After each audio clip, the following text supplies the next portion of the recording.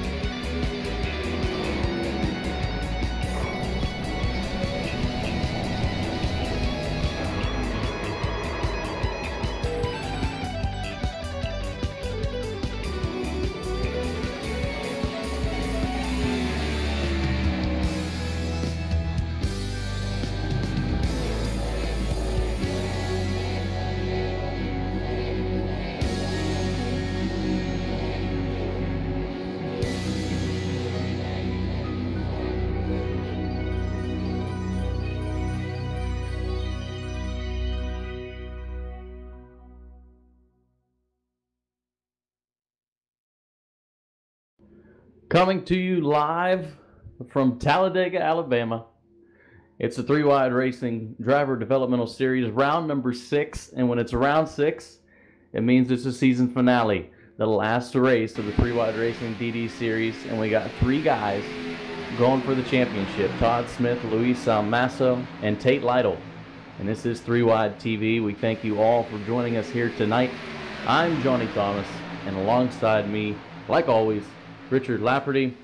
Along in the pits will be Kyle Hanshaw, like always. And the man behind the mic, manning all the controls, is Carlos Acosta, and Carlos will actually be joining us for the first time this year. Actually, the second time, because he broadcasted round number 2.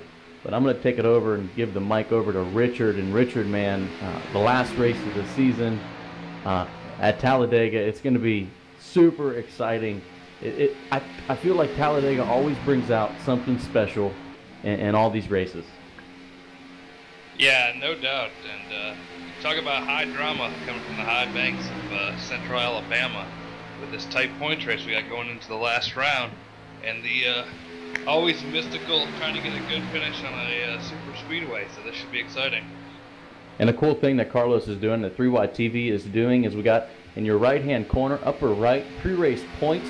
As you can tell, Luis Salmaso is the points leader, but it's pretty close. 4 points, actually 6 points separate all 3 drivers. 4 points is Tate Lightle, and then with a 6-point deficit is Todd Smith. So those 3 guys, Richard, are in such a close battle, and we're going to have over 20 guys racing. And Talladega always brings out some type of melee, whether it's the big one, or whether it's a race where everybody gets spread out, and the guys who wanted the strategy of laying back gets caught out in the back, and they can never recover. So it's going to be interesting to see what each of these 3 drivers will be doing tonight. I think if you're Todd Smith, you got to go for broke. You got to lead the halfway point, and then you got to win the race. Luis Salmaso is in a different situation. I think he can lay back, and I also think Tate maybe can lay back if he wants to. If you were in this spot, you've been in this spot multiple times for elimination races, what would you choose to do? I mean, all you can do is try to stay out of trouble. That's the biggest thing here. He's talking about being able to lay back, but, you know, if this was a 1.5-mile track, Luis could just try to get in 3rd place and ride around all race and win the championship. But here, everything is so out of your control that really you just try to do the best you can. Try not to put yourself in a position where you feel uncomfortable, and then you try yourself not to do anything boneheaded that's going to take you out of this. But at the end of the day, kind of at the mercy of the racing gods. And I think we're going to have a great show. Like I mentioned, there's probably going to be over 25 drivers in this race, like we've been seeing. Usually with Talladega and Daytona, these super speedways, you get a little bit more people involved, a little bit more race cars out there on the track. We're doing this pre-race a little bit earlier here tonight, just so we can get caught up on some things. But also something special is we're going to have all 3 pre-race favorites, pre-race championship contenders in the battle here for tonight. We're going to interview them all. We're going to sit down with them. And I think if we want to do that right now, they're probably practicing. But this is probably the best time that we can interview these guys. So I'm going to bring up Luis, Tate, and Todd, and we're going to sit down and talk to them for just a couple minutes to see what they're talking about. And Carlos is telling me to hold on.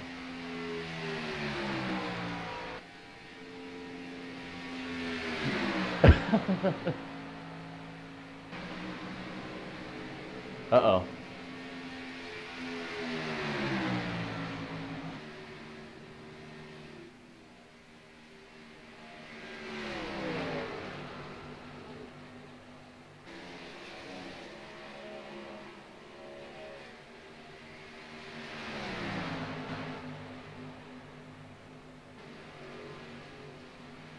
Okay, well that's big news, but it's happened before many times where people's made the wrong setup and we had to switch over or something else happened. So we will, I guess, what's going to happen? We're going to have to go into the next session. It won't cause too much of an effect with us, but with these guys out on the track, will it?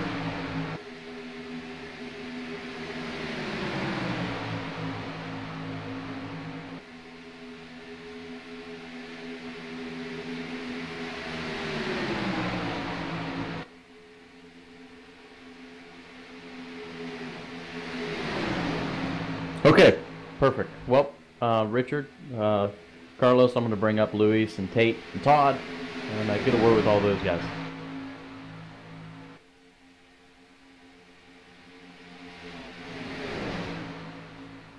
All right, guys, we got all 3 championship contenders joining us. Richard, this kind of reminds me, if you watch the Masters and they sit down with all these guys in the clubhouse, I think this would kind of reminds me of. But we got all 3 guys, Luis, Tate, Todd, welcome. I'm going to go and start off with the points leader, Luis. This is Talladega, man. This is not a track. I don't think it's the perfect track for a season finale, but it adds tons of drama, and it's going to be awesome. What's your mindset going into this place? What can you do to come out of here with the championship? Pray, and pray again. Pray in the start, the middle, the end, that everything that you're doing to try to control your race goes smoothly, and then no one else around you has a little bit of a brain fart that can just put 6 weeks of work down the drain. So, like you said, it's a weird track to come and face a championship, because you don't race for yourself here. You race if the other 30 guys on the track don't want to work with you or not want to do a good race, you're doomed. So if you go to another type of track, a mile and a half, a short track, you run for you, so you can control the outcome a lot better. But it is what it is. It's the same for me, the same for Todd, the same for Tate. So it will be interesting to see how much do we want to be aggressive, how much do we want to be in the middle of the fight, and how much do we want to lay back and wait. So it will be a weird proposition, but we're in the same boat, and God help us. It's going to be fun. It's going to be fun. Yeah, and you mentioned that you need somebody working with you. You need some type of teammates. And I think, Todd, you have the most teammates out of anybody in this fight with PPG, with Chad Brown as the owner. Have you guys communicated at all? Do you guys have a plan for tonight, or is your teammates kind of going for the win? We got a plan, but being Talladega, sometimes it doesn't work out, but we've tested a little bit. We've talked, and we just hope it works out. So, but like I said, it's a chess match, or you never know what's going to happen. So we're just hoping for a top 10 for everybody, maybe. Just have to see. Yeah, and I think the perfect scenario is no big ones, no big wrecks, and you three guys are up at the front at the end of the race battling out. I think that would be an awesome scenario. We don't want any one of you guys to get into an accident and end your day early, actually end your season early. And I'm going to go over to Tate. And Tate, you've been the guy, I think, kind of flying under the radar here for the most part of the season. I feel like all three of you guys have been the fastest cars. That's why you're 1, 2, 3 in points. Tate, you're the guy with no teammates for this week. Have you developed any type of plan as well to try to get up to the front? I know you don't want to reveal your strategy of the race, but is there any type of plan out there for you? There's no plan at Talladega. You make a plan at Talladega, you just got to make a new plan. So just keep the nose clean and hope you're there on lap 60. Now, Richard, as I talk to these guys, we all know we've all been to Talladega. Actually, me and Richard, we've both won here at Talladega, and I always feel like that it's such a confusing game. This track is so intense. You got to be, for me and Richard, I think our races that we've won, we've always been up front from the start to the finish. We've never kind of fell back, and I think that's the best strategy. I don't know if you want to kind of expand on that, Luis, but I think staying up front and being first for most of the whole race is probably the best strategy to have. Yeah, you try to avoid the problem. So if anything happens, chances are it's going to happen behind you. So if you can be first, second, like leading both lanes, 3 lanes, whatever, but trying to avoid being in the middle of the pack, your chances of survival are a lot better. But it depends on qualifying. If you're qualifying well, you can stay up front, you can try it. If you qualify in the middle, then it's like, oh God, what do I do? Do I try to be aggressive and try to move to the front? Or do I lay back, go back to the back of the pack and just wait to see if anything happens, trying to avoid? It's, like Tate said, you make a plan, and every 2 laps you need to reassess the plan and see what's happening. So guys that you form an alliance with, you may have to reshuffle depending on what happened. You try to be aggressive, go to the outside, no one goes with you, you're sitting duck, you fall 10 positions. So it's, like he said, whatever plan you make, it doesn't matter as long as you are there with a little bit more than 5 to go.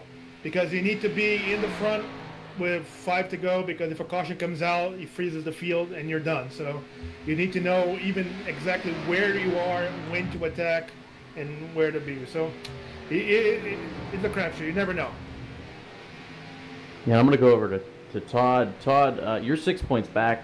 Is there going to be any point in the race? Are you going to keep an eye on these two guys, and Tate and Luis, or are you just going to kind of run your own race until about 5 laps to go and see kind of what happens from there? Just honestly, Talladega is a home track. I come here to win. You know, points fall how they will. I hope it ends up me on top. I just hope all three of us are running at the end. You know, come what may. But like I said, I come here to win. Are you part of the Alabama game? That's a big 10-4. Awesome. Richard, do you have any questions for these guys? Just going back to Todd, we didn't really get a chance to talk to you last week after your bad luck on the late disconnect. So I'm yeah, sure that was horrible. That was frustrating. So if you want to expand on that at all, talk about how, you know, you had a 10-12 point lead going into last week, running the top 5 all day, and then you kind of got to leave it up, like I said, to the racing gods. Hope for the best here at Talladega. Yeah, I went in last week just, you know, thinking top 5, I'll be okay. And they're running pretty strong. Felt pretty good about it. Top 3, I think.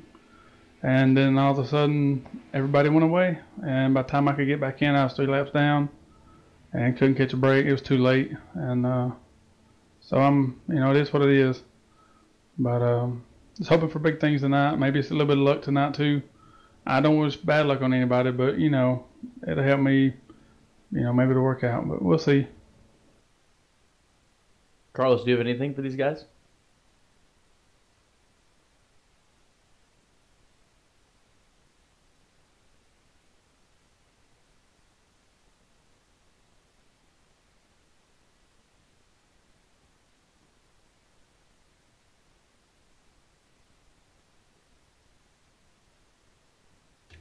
Thank you guys for broadcasting the entire season, and good luck to Tate, good luck to Todd. We trade paint all year long, all races, and pretty sure we're all 3 gonna be coming out of that tri-oval, seeing who can squeeze a little bit more of that engine just to get to the finish line. So it's gonna be awesome, guys. Thanks, guys. Yeah, good luck. Good luck, boys.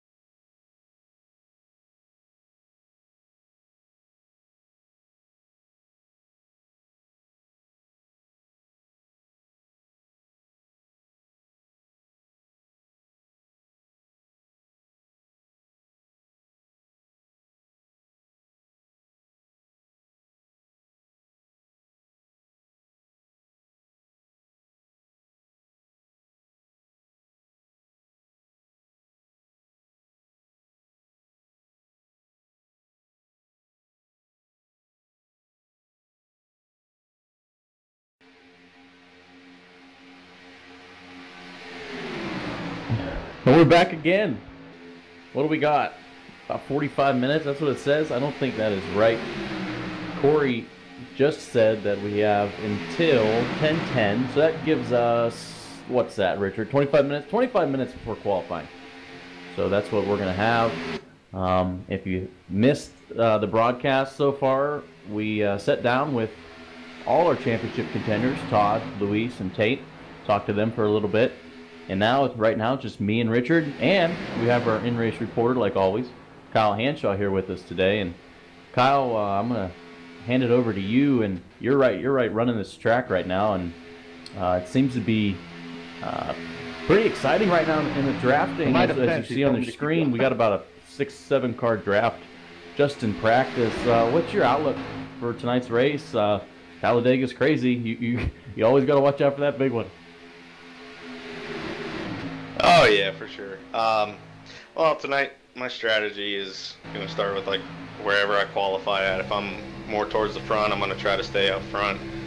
But if I'm like in mid-pack or back farther, then I'm just going to ride it out and stay in the back and stay out of trouble, hopefully, and be there at the end. But I mean, it's the last race of the DD series, and you know it's Talladega. I mean, it's going to be crazy. Now, me and Richard, I think every week we've made picks. One of us have at least picked the winner. Can you give us your best proposal on why one of us should pick you tonight? Well, I think I don't know. I think last 2 starts I've had on restrictor plate races, I got a top 3. I think I finished 3rd, and then the other one, it was a cup race, and I finished 7th, so I had a top 5 and a top 10, but I'm just more comfortable, I think, on restrictor plate tracks and short tracks and whatnot. It kind of suits my style of driving, and, you know, I'm just cautious, and I think I'm smart at, you know, choosing where I want to go on these, you know, what lane has a run and stuff, and blocking who and wherever, but I don't know, I could, like, sense where these guys are going to go and how the car is going to drive. So, I mean, I'm comfortable with it, and you know, I think I'm going to do pretty good tonight. I think I'm going to call myself the winner before this thing starts. I'm going to pull a Brad Keselowski. I'm winning this thing tonight. Richard, is that convincing enough to pick Hanshaw? He said he could pretty much see the air. Yeah, Hanshaw basically just said I'm Earnhardt and we're going to Talladega, so you try to stop me. Oh man. All right. Well, Kyle's going to sit with us here for a little while before we get to qualifying. And Richard, I guess we probably should make our picks. We're going to do 2 picks here tonight. We're going to pick the winner of the race. Also, we're going to pick the champion of the DD series. This is the finale, like everybody's been talking about. We're going to crown a champion. It's going to be one of those 3 drivers. And if you missed it earlier, the pre-race points, I think Carlos is going to update them periodically through the race. Right now, if you see, Luis has a 4-point lead over Tate Lightle and a 6-point lead over Todd Smith. And Richard, let's pick the winner of Talladega, and you can pretty much have like a pinball machine and just grab a number and pick the winner, because it's pretty much a crapshoot to see who's going to win this race. But do you have anybody in mind to pick for Talladega here tonight? I'll tell you what, after his very convincing argument, I'll go with Mr. The Outsider, Kyle Hanshaw, for the win tonight. Like he said, I think it's pretty even. It could be anybody. It could be anybody for the championship. So I'll go with our boy Kyle. I haven't got to pick him yet this year. And what do you think? That's a mighty fine pick there. You know what? I'm gonna go. I looked at the Las Vegas odds today, and I read this guy's name, and he was about 1,000 to 1 on the Talladega three-wide racing gambling spreadsheet. And I'm gonna go with Frank Sims the fourth to pull into victory lane at Talladega, pull the upset of the century. So I'm gonna go with Frank Sims. Right now, he's second in practice. And practice doesn't mean anything, by the way, but he's second in practice. But old Frank Sims is going to pull it off. He's going to get it done. He's going to get the victory at Talladega. I like that. I thought about going with Frank Sims the third, but then I realized he wasn't racing tonight. What about the second? I also thought about picking one of the yellow barrels to win, but Jordan Teal's racing tonight, so they probably won't make it to the end.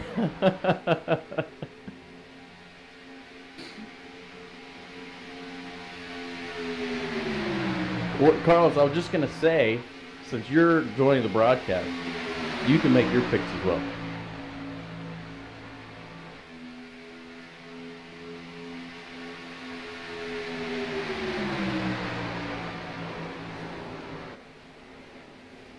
It's the big one.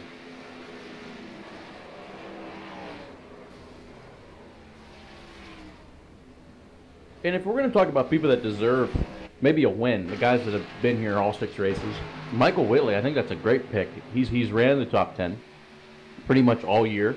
I haven't looked at the updated points. That's pretty unprofessional of me, but he's got to be close to the top 5 in points. So that's a pretty good pick. Other guys that have had success this year that we haven't maybe talked about as much is David Wilson. I can see him getting a victory here tonight. Rusty Webb has had a phenomenal season. I think if anybody's really surprised me, and I don't know if Richard, you can expand on that, somebody that surprised you, I'd have to go with Rusty Webb this year. I think he's 4th in points. Yeah, I think Rusty Webb's a solid thing in that. Like we talked about, he started running better towards the second half of last year. David Wilson, I think, has been pretty impressive for this year. He probably really should have finished better than he finished last week. Kind of had some rough luck in the last 20 or 30 laps of that race. Michael Whitley's been all right. He's actually 7th in points. I just pulled it up.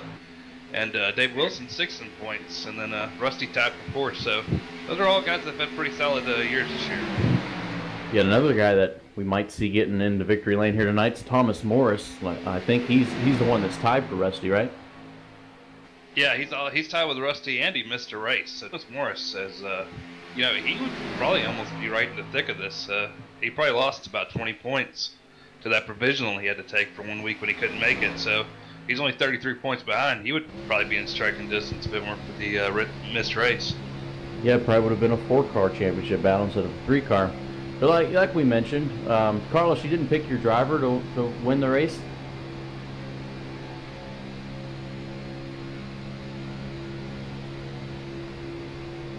Okay, then.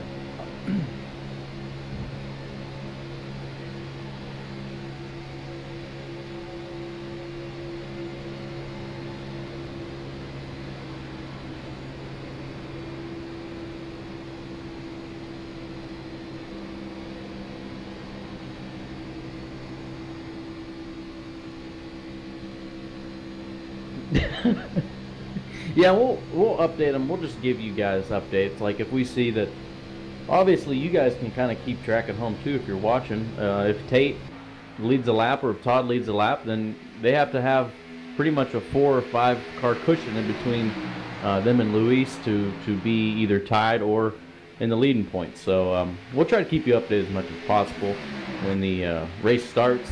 And speaking of the points, we said we're going to make our championship predictions. Hanshaw is a driver in this, but he's not eligible to win this championship. I'm guessing, Hanshaw, would you like to make a championship prediction?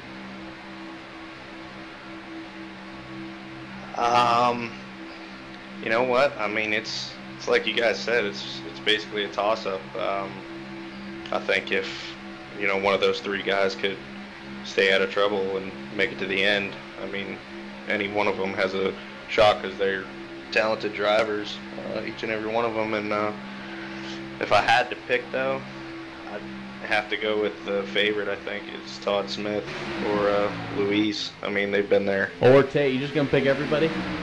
Yeah. Well, I think I'm gonna go with the newcomer Todd. Awesome. All right. Well, I can't. Did he just say Todd Tate Salmaso? I think I said Todd Tate. I caught myself though, so we're good. I'm gonna go with the league owner, Corey Lindsay. Kyle Hanshaw. Breaking news: Kyle Hanshaw picks Todd Tate Salmaso to win the championship. Well, I can't make a prediction because one of my cars are in the running for it. Tate's in the running, so I'm not gonna make a pick. Richard, you can make a pick though. You know what? I think it's such a crapshoot. One of these guys for sure is going to get in trouble most likely, and you're going to hate to see it for them. And it's probably not going to be their fault because all three of these guys are talented. So it's when you get to Talladega for the most part, it's not skill. Part of me wishes we were kind of at a 1.5 just to see one of these guys get the race away. But the other part of me is, it's a fun series. It's only 6 races. We wanted to get every kind of track in here. I'm sure Corey did, and he's done that. So. It'll be fun. We'll just see what happens. If I had to pick, I think I'd pick Todd. For some reason, it just feels like he can kind of control what happens in a race, except connection apparently 1 week. But besides that, he's done a good job of just, for the most part, staying out of trouble. But I think any of those guys are more than capable of pulling it off tonight.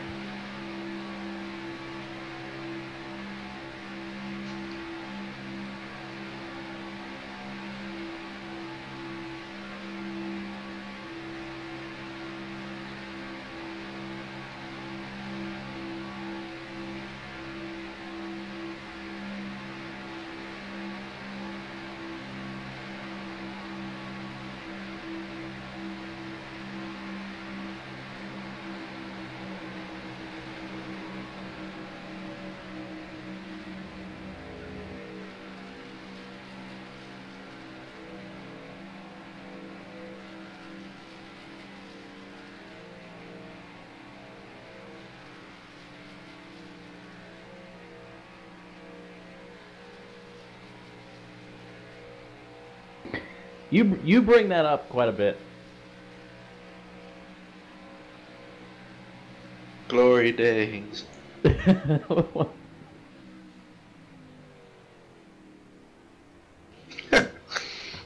If I choose Tate, all of Twitter will light up and say I'm biased. All right, everybody, I'm going to go with Tate Lightle as your champion in the 3-wide racing DD series. How about we bring in the Mike Helton of 3-wide? Should we bring him up and let him talk about this whole series in a whole, being the last race of the year? I'm going to bring him up.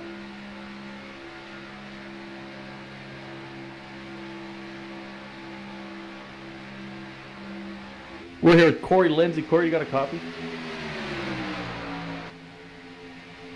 Corey might be away.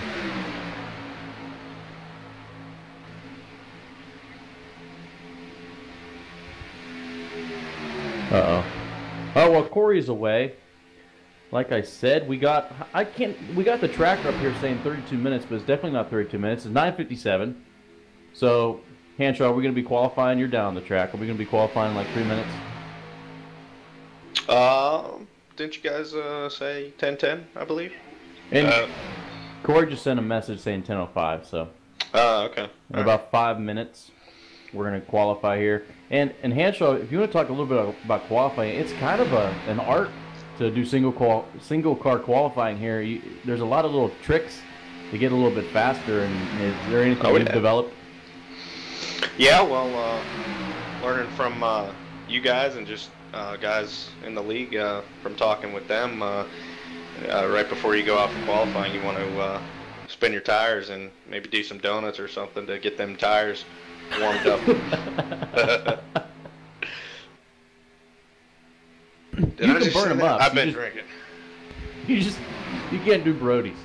Yeah, but I mean, just like in real life, on your first lap coming to the green flag, just stay as high as you can to get as much momentum as you can, and then, I mean, my first lap, I've stayed high the first lap, and then for both laps, I've gone to the low side. But I mean, it all depends on what these guys are comfortable with. But I've learned now just to ride high as I can before the green flag comes out, and then just ride the yellow line all the way around and just keep the wheel as smooth as you can, and little movement, just keep it as straight as you can, and hopefully you put down a good time.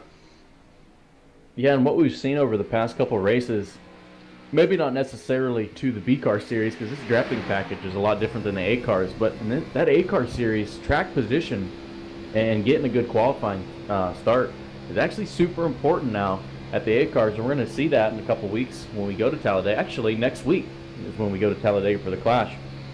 You kind of want to qualify up front. Yeah, I these agree. Things. I agree. I've done a couple hosted races and sessions of B cars and A cars, and it seems like the Cup cars and these ones, if you get far back enough, you can lose that lead pack draft, and I mean it could just, if you don't have enough guys in your line or behind you or in front of you, then I mean you're basically just screwed from the start, because I mean if you go a lap down here, it's hard to get it back, I mean with the cautions and stuff, but if it goes green, I mean there's no getting back up there.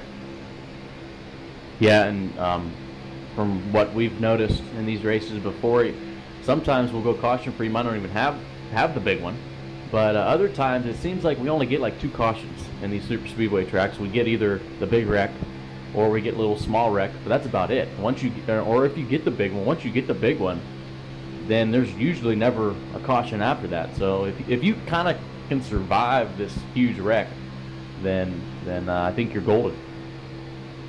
Yeah, it's just basically surviving this crazy racetrack and all these crazy drivers, and just making it to the end. But I mean, if these guys are smart and just don't go hard for the first half of this race, I think we'll be all right and put on a good show for the 3 wide fans.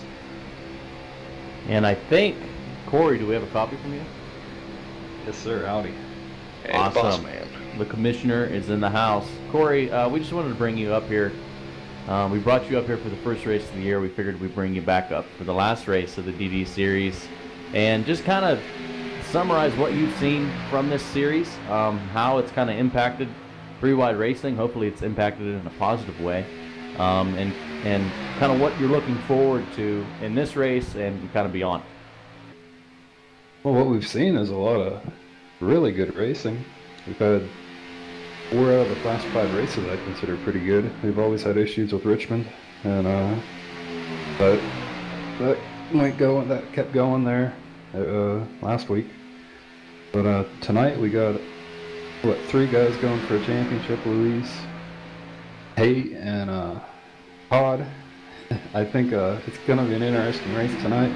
A lot of these guys have already registered for the Cup Series and the Truck Series, so it's good to see. We got a good bunch of guys, and we're adding on to it. Yeah, that's awesome. I know we've had a lot of fun being up here, and 3-Wide TV not only does this DD series, but we're also going to cover a lot of the insights of the A car and B car series. I mean, it's coming up in a couple weeks. Actually, next week. Are you excited for it? Oh, heck yeah. It's going to be a lot of fun. All right, everybody. Well, that's Corey Lindsay. Carlos, Richard, Hancho, you got a question for Corey?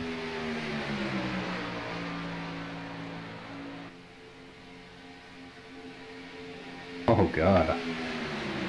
I don't have an answer for that one. Shocked me a little, though. I didn't expect to hear your voice. It scared me.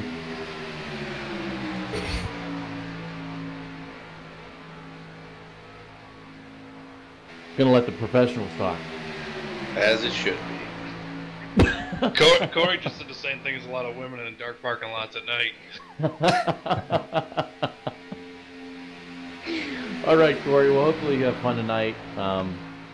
We're all like a big family here, so it'll be fun watching this race tonight, and then that long 9-month season of 3-Wide racing.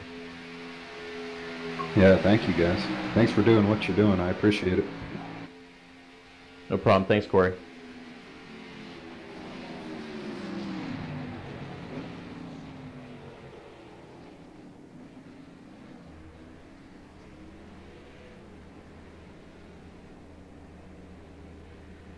Tanner's racing. We have another. I believe Tanner is racing championship tonight. driver to the field.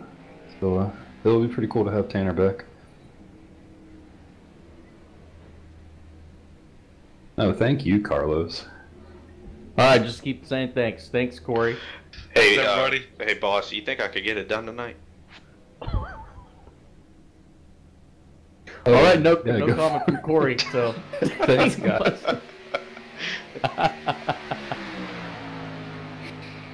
Are we gonna have a big party if Hanshaw wins tonight? Oh man, it's gonna be a freaking barn burner. Who? If I win, I will give somebody an Annie Ann's gift card and a KHR hat. All right, there it is. There it You is. said it live, Carlos. You heard it If you want first. to put that, yeah, if you want to put that on the telecast, On 3-wide television. a hat and an Annie Ann's pretzel gift card. Oh yeah. Are you just somebody random? Anybody? Well, I'll put out a tweet and I will pick somebody that retweets it. Very nice, very nice. All right, Hanshaw. Well, we're gonna let you slip away here. We're gonna bring you back after qualifying. So Sounds good. go do your lap. Try to get the pole. Have fun. Copy that. All right, boys. Well, qualifying is started. You know something interesting? I don't know if Corey would ever want to do this.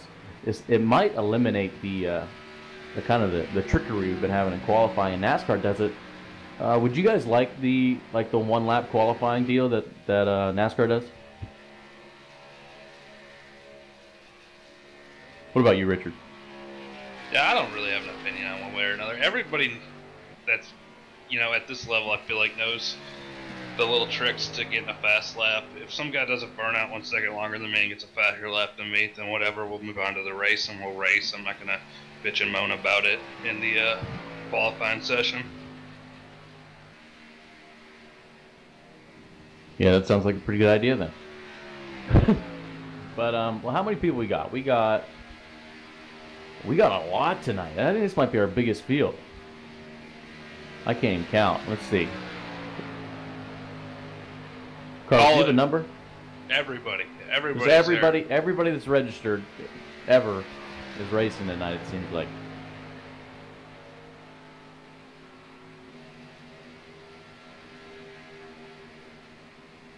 That's okay.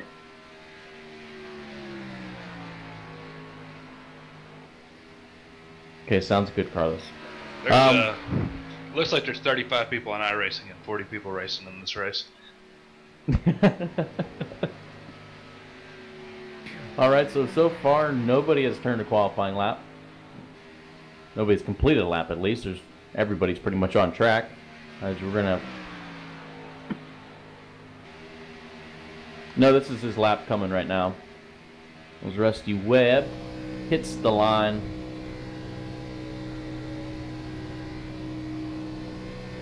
And those are all pretty gonna be close times. Usually at Talladega, you see qualifying separated by thousandths of a second. Yeah, you expect to have the tenth and a half spread from first to whatever we got in here, 122.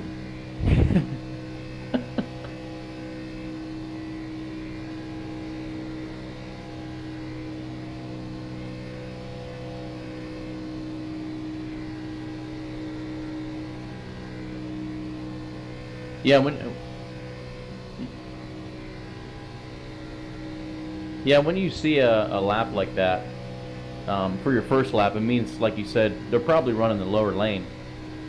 Todd Smith, that's the first lap. That's actually the second lap for Todd, so 53.36. Should be a good time. Should get him in the top 5.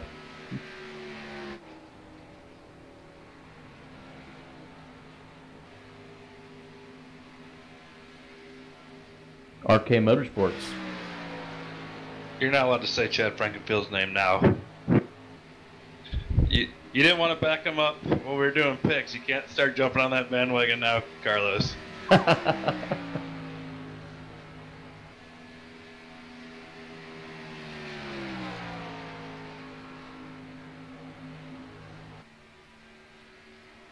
No, that's not a good line. Mike Stevens looks like he's kind of like on a boat.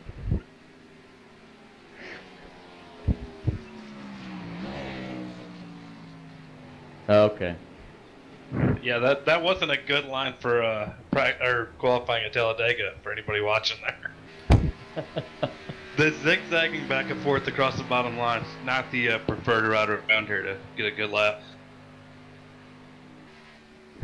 Well, Hanshaw caught his coldest shot, and he's 18th out of 19 cars. So we're gonna have to bring Hancho back in right now. See what happened to him.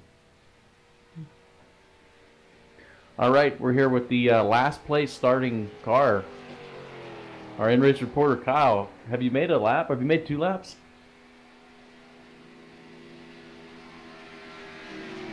He's so mad he's not even responding to us.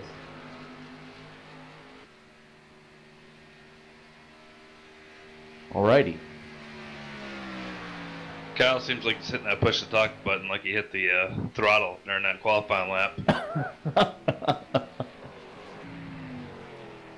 Alright. Hancho goes back to the commercial break room.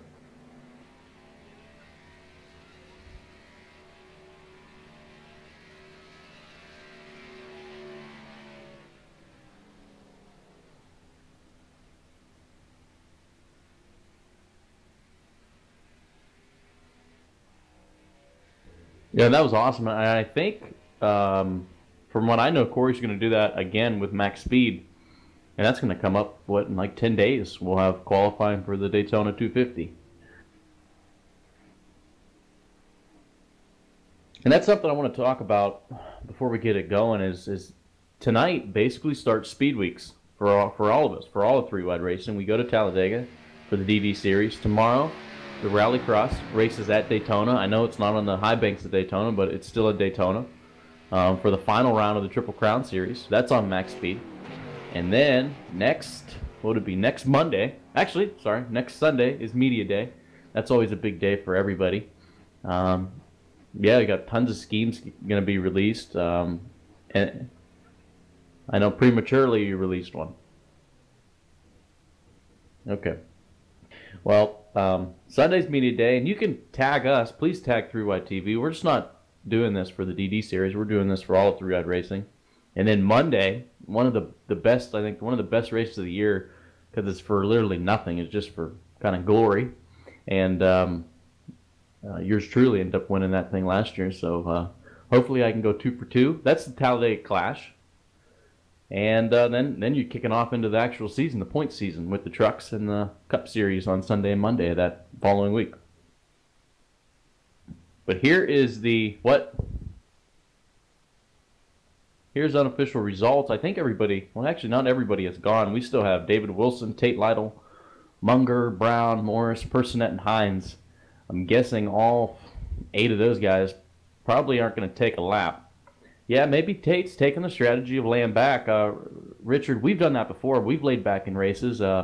One race in particular, I remember, it worked out. The other race, we kind of got screwed, and we kind of stayed back there the whole time.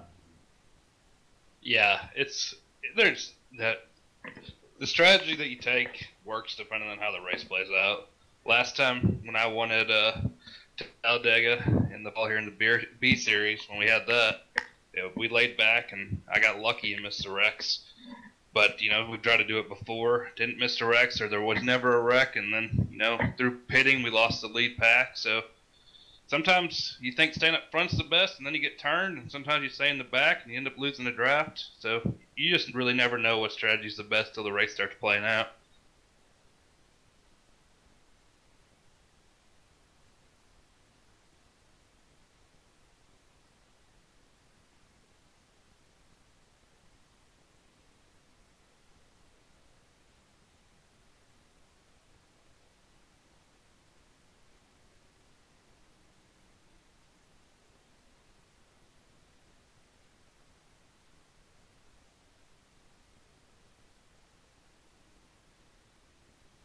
And another thing we got to add here tonight is these guys have raced each other for 5 races, but they've never raced each other on a restrictor plate.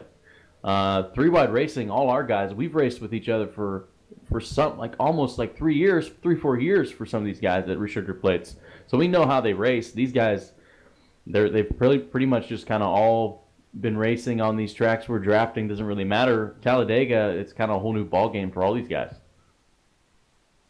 Yeah, I would think that for the first part of this race, you're just going to be feeling these guys out. Seeing who looks like they're struggling a little bit to hold their line, and see who's not. Talladega's not too hard to stay in line. It's not as bad as Daytona, but some guys struggle with this if they don't have a lot of experience long racing these restrictor plate tracks. And Carlos is bringing up the national anthem. Carlos, do you want to play the national anthem? I think we can get it in before the race starts.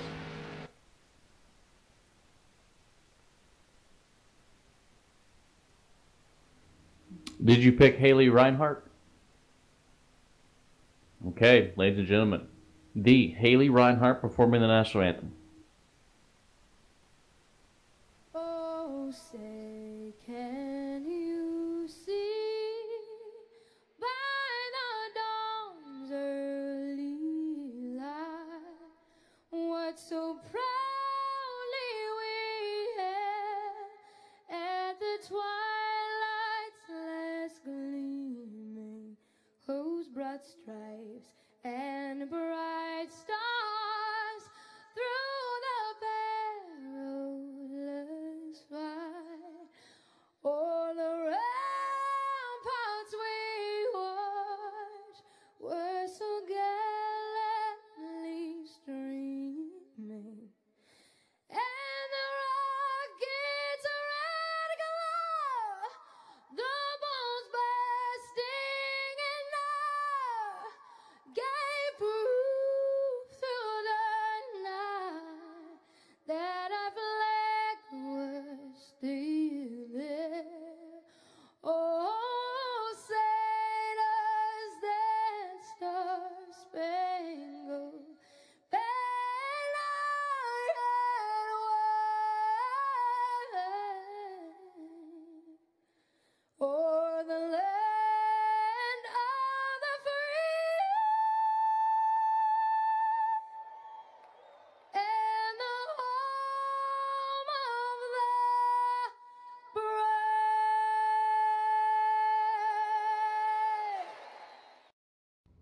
And that was the national anthem, everybody. And Richard, I feel like iRacing needs to make a semi-truck just so you can have one guy just ride around the track at Talladega to make it more realistic. Yeah, it's a damn shame we don't have the double American flag. I don't know, what is that, a Peterbilt or a Mack? Probably a Mack coming down the front stretch as the national anthem finishes up, what they have at real Talladega. That's a good time. That's the most American thing ever. And unfortunately, I've never been to Talladega. Richard, you've been there, I think, multiple times. What's the experience like there? Yeah, I've been to Talladega a couple times. Basically what you do is you wait for the cars to come out of 4, you stand up, you let the cars go by you, and then as they go into 1, you sit back down, and then you wait 30 seconds, and you get a drink of beer, and then you wait for the cars to come back out of 4 again, because you can't really see them down the back stretch unless you got binoculars. Watch on the big screen they got. Yeah, that's a new cool addition. I took my son to Talladega last year. They got the big screen right there behind pit road, so now you can kind of keep track of everything that's going on the backstretch when a Hendricks car spins out by itself or whatever they're doing now.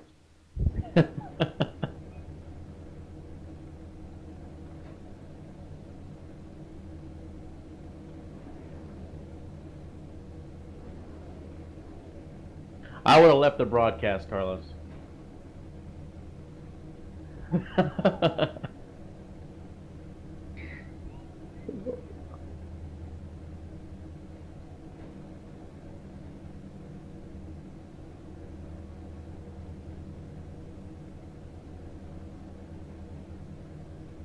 Thanks, Carlos.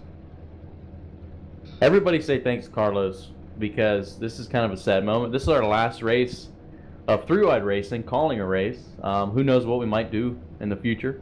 We might call more races for more series, but Carlos has done so much. I tell him thanks every single time we do these broadcasts, but just like the leaderboards, the starting lineups, all the stuff that's kind of gone into this, it's all him. It's none of us. So everybody just give a big thank you to Carlos anytime you see him or anytime you interact with him on Twitter. But for the last time in three-wide racing 2018 DD Series season, we're going to do the starting lineup. In row number 1, starting on the pole, your points leader, Luis Salmaso. In second place, a former three-wide racing champion, now broadcaster, Tanner Sharp, starting second. Rolling off in row number 2, Zach Trevino making his, I think, his second start or first start of the year, and starting 4th, Todd Smith. Row number 3 on the inside, Jordan Teal. On the outside of Jordan, Michael Whitley. Nick Miller starting 7th, Chad Frankenfield, RK Motorsports guy, starting P8. Matt Hackathorn starting 9th, and Rusty Webb rounding out your top 10. That was a tongue twister. Starting 11th, we're going to have the 62 car, Zachary Onan, and 12th, number 17, Andrew Rucker, roll off the outside of row 6. 13th, Jonathan Cogswell. 14th, Levi Selinsky. Let's hope his connection can hang on tonight. He can have a good run. 15th is Johnny Thomas's pick to win, Mr. Frank Sims the 4th, and 16th, the veteran Brent Miller. Starting off 17th, we've got Thomas Morris 4th in points, looking to round out a good season for him. 18th, Patrick Cusker. 19th, we got Mr. Mike Stevens, and 20th, the outsider, Kyle Hanshaw. And we do have more than 20 guys starting here tonight. Christopher Munger starts 21st, Tate Lightle 22nd, David Wilson 23rd, Richard Hines will start 24th, and Chad Brown and Josh Personette will roll off 25th and 26th. So 26 guys. That's a few more than what we've had, Richard, and the guys are rolling in at turn number 4. We're about to get this race rolling. Should be exciting. Big one. If you guys are doing a drinking game, the big one is definitely the drinking word of the day. There's a couple people watching here, and I think we got a bigger crowd than normal, being the finale. So if you hear the big one, take a shot. Let's look at all these fans here. Going to catch the 3-Wide Racing DD Series finale. Pace car in. And Luis Salmaso starting on the pole, looking for his first ever 3-Wide Racing Championship, as it's a long way to that start-finish line. Yeah, as Fox will tell you, the start-finish line is not the usual place. It's way down, halfway to turn 1. And the flagman throws the green. We're underway. Luis Salmaso is going to take it. And now, Richard, this is kind of... It seems like you get some people that really want to race, and then you get the others just kind of want to lay back. So it'll be interesting to see what we can find out here early on. Yeah, you definitely have two different mindsets for people racing here. You got some guys that just want to line up. That's kind of always where I'm at. Why not just line up for 25 laps, just ride around till we get the first pit stop, and sort stuff out. But some guys want to go full Dale Earnhardt Jr., try to lead all 60 laps that we have here tonight. So we'll see how everybody feels out these first couple laps. And a guy who's won a couple of these restrictor plate races in the 3-Wide Racing Series is Tanner Sharp. Tanner Sharp made his retirement last year, but I guess he's doing a one-off deal here tonight, and I think he might just lead the first lap of this race. We got 60 laps here tonight. And that will be it. Tanner Sharp will lead lap number 1 of 60. Tanner Sharp, Todd Smith, Luis Salmaso rounding out the top 3. As we got, Richard, I think pretty much everybody is staying in the lead pack. We haven't had anybody kind of drift off. We're seeing one car in the back there drifting off a little bit. I think that is Christopher Munger, the last car. And with these B cars, is it like the A car series? Do you tend to lose the draft if you're the last car on the end of the line? Yeah, I think you definitely can't let yourself get too far behind there. Hopefully he understands that, and he'll try to hold on to the back of that pack. You definitely don't want to be that car out there by yourself. You can lap 15 laps into this race. Looks like the guys are actually pretty calm right now. We got a battle back for about the 6th spot. They're double wide, about five deep double wide, as that looks like Michael Whitley on the outside with Chad Frankenfield. Frankenfield started up front, and he's kind of slipped being in that top lane. Yeah, it is hard to make that top lane work until you get everything, until you get a nice line organized out there and everybody starts pushing a little bit. But you would hope right now nobody's pushing it too hard. Yeah, it seems like you definitely need more cars on the top than the bottom to even get that going, and sometimes that doesn't even get it going. So as you see, Michael Whitley, yeah, that is Michael Whitley. He's made it up to 4th. So the top lane seems to be going, and what I sometimes notice is if that bottom lane kind of checks up or kind of loses momentum, that's the best chance for the top lane to kind of get up there and make a push at the leader. Yeah, sometimes you don't really know what you're getting until you get into these races and they start going, because iRacing does a good job of adjusting these packages as we go on and always working on the product. So right now it looks like the top lane's doing okay. It's Todd Smith makes a move towards the outside to try to get in the front of that outside lane. Yeah, Todd Smith saw 94 coming. He jumps up. He's going to try to take the lead. And more importantly, Todd Smith's trying to get a bonus point for leading the lap. Yeah, as you talked about, Luis Salmaso didn't get a chance to lead that first lap, so that pole didn't pay off for him to try to get that bonus point early. Now we got a big pack of cars here. They're all double file, all the way from first, basically on back to the end of the pack there. As I saw Tate Lightle blink out in the back. I don't know if he blinked out on your screen, Richard, but I noticed he blinked out. I don't know where he's at right now. Yeah, I'm seeing him back there now. It looks like he's just riding around in the back and employ that strategy for a little while. Okay. Yep, I saw him blink out, but he must have been out of my relative, so because he is the last car on the pack right now. As Tanner Sharp still leads, Todd Smith still trying to look to see if he can lead a lap and get a bonus point. These bonus points are so important, especially being the last race of the season. Right now, lap number 5, it still would be Luis Salmaso as your points leader. Yeah, we didn't really get a chance pre-race to talk about the halfway bonus too much, but there's going to be a blink of an eye difference between getting 5 points and getting 1 point when we get to that point in the race. Yeah, and if we go green, I know Tate's strategy is to just lay in the back and hope for a big wreck. But them halfway points, if Tate gets 0, and let's say Todd and Luis gets 5 or 3 points, that's going to be a pretty big deficit on Tate if we don't get a caution. Yeah, Tate at some point I would imagine is going to have to try to make a charge toward the front. We still got, 24 laps to the halfway point, so no big hurry yet, but we get to 16, 17 laps here and we're still just riding around. He's going to have to try to And I saw, whoa, Todd Smith got way out of line, and I noticed Michael Whitley gave him a shot there on that left rear, and that's one place you cannot hit a driver. Yeah, Todd did a good job there, keeping that thing off the wall and keeping his race together for now. Yeah, so Todd's going to slip all the way to the back. I don't know if that's going to open the door for Luis to try to get past Tanner and get a point, but Todd's going to go way on back to where Tate Lytle's running. Yeah, that's a bad break for Todd, but good job of him for not to go ahead and end his championship hopes this early in the race. And that's one of the problems. You don't really know, you don't understand what these guys are going to do on restrictor plates, because you never raced with these guys on restrictor plates, and I think Michael Whitley wanted to get a little bit lower than Todd, and he kind of bumped him at the wrong spot and sent Todd right up the hill. Yeah, this package is so sensitive to any kind of bump in the corner if you don't get completely squared up on the car in front of you, or even if the guy in front of you just puts a little extra wheel into it as you get to him. These things will get out of shape in a hurry on you. We're starting to see about a pack of 11 cars there, and I noticed Jordan Teal getting below that yellow line. That's another thing. That's another no-no that you can't do, especially in the turns, or what I noticed the most vulnerable spot to get that left wheels below the yellow line is right before you enter a turn. I feel like that screws up the guy behind you drafting you. Yeah, here you're really just blind.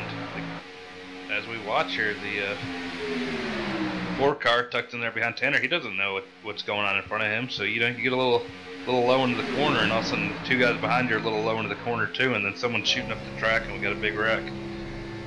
Yeah, it seems to be one of the biggest causes of wrecks in three-wide racing is that bottom lane kind of gets a little bit lower than that yellow line, and then the big wreck happens. And I noticed Michael Whitley can get up to Tanner, he can get to this door, but he just can't complete the pass. I think you need Chad Frankenfield to just push you down the straightaway and have a good run into the turn and off the turn, getting the momentum off from the high lane to make that pass. And with Luis drafting like he is, I don't think Michael Whitley's going to be able to make a pass on Tanner. Yeah, I was going to say, it looks like Luis is doing a real good job of pushing Tanner around the track without being too aggressive. I think that outside line, you got to be a little extra aggressive if you want to try to push it by that inside line. But kind of at this point in the race, if I was leading that outside line, I wouldn't want to get too aggressive yet. And I'm not too familiar with the B cars running at these restrictor plate tracks with the new drafting package, but is overheating a problem in these things? Yeah, I don't remember if it's as bad as the A cars, but you definitely can overheat it. Luis Hey, Kyle, has your stayed pretty ping is at tucked up behind 700. You're Tanner bouncing around. for a while, so obviously it's not real bad. Yeah, he's rode kind of right behind Tanner for this whole time, a foot or two behind him for most of it. And it seems like he's probably doing all right. Yeah, that's what I was wondering, because it seemed like Luis was really tucked up to Tanner. As Michael Whitley's got a little bit of a nose on Tanner, because Frankenfield really gave him a push. Rusty Webb kind of shot up the hill there, as Whitley's trying to make that pass. Did somebody pick Michael Whitley today for the race? He's a heck of a pick. Michael Whitley's looking all right so far. As Tanner gets a little out of shape there, as Luis gives him a little shot through the tri-oval. We noticed some of the crashes in practice was because of that. They kind of gave him a shot in the tri-oval and they kind of spun out on their own. That's really no fault of the guy pushing you. It's just kind of an awkward position, an awkward part of the racetrack. As Frankenfield's going to try to make a 3 wide on Whitley, and he'll decide to tuck it back in there. Yeah, that would have been a weird move right now. But yeah, the rear end of these cars seems like it's lighter and lighter every year at the tri-oval here at Talladega. It must be taking off that rear spoiler. Trying to get that rear downforce out of it. As right now, guys, it's pretty much the same pack running. We've been double file for 11 laps, coming to lap number 12. I'm not too sure on fuel mileage. I think we can go about 30 laps on a tank of fuel here at Talladega. So we might be able to split this into one stop, I'm thinking. So that fuel shouldn't be an issue unless we get a caution at a weird time. But fuel strategy shouldn't be an issue, and what we normally do, and I think these guys will probably do the same here, Richard, is pit stops to get track position. It's probably either no tires or 2 tires. Yeah, usually at Talladega you can get away with no tires if you have to make a green flag stop. Maybe you'll throw right sides on it, get a pit stop under caution, and you're worried about it. But I would imagine these guys will probably take no tires if this thing stays green. Yeah, tire wear. That's one thing we don't have to talk about tonight is tires, so that's something good. We don't have to talk about tires. Tire wear is pretty non-effective here, so you can either take, normally what I do, what you do is if we get under caution, we'll take right side's one caution, left side's the other caution to kind of even it out a little bit. Yeah, you just throw tires on it, make sure that the car stays comfortable underneath you, but you really probably don't even need to do it.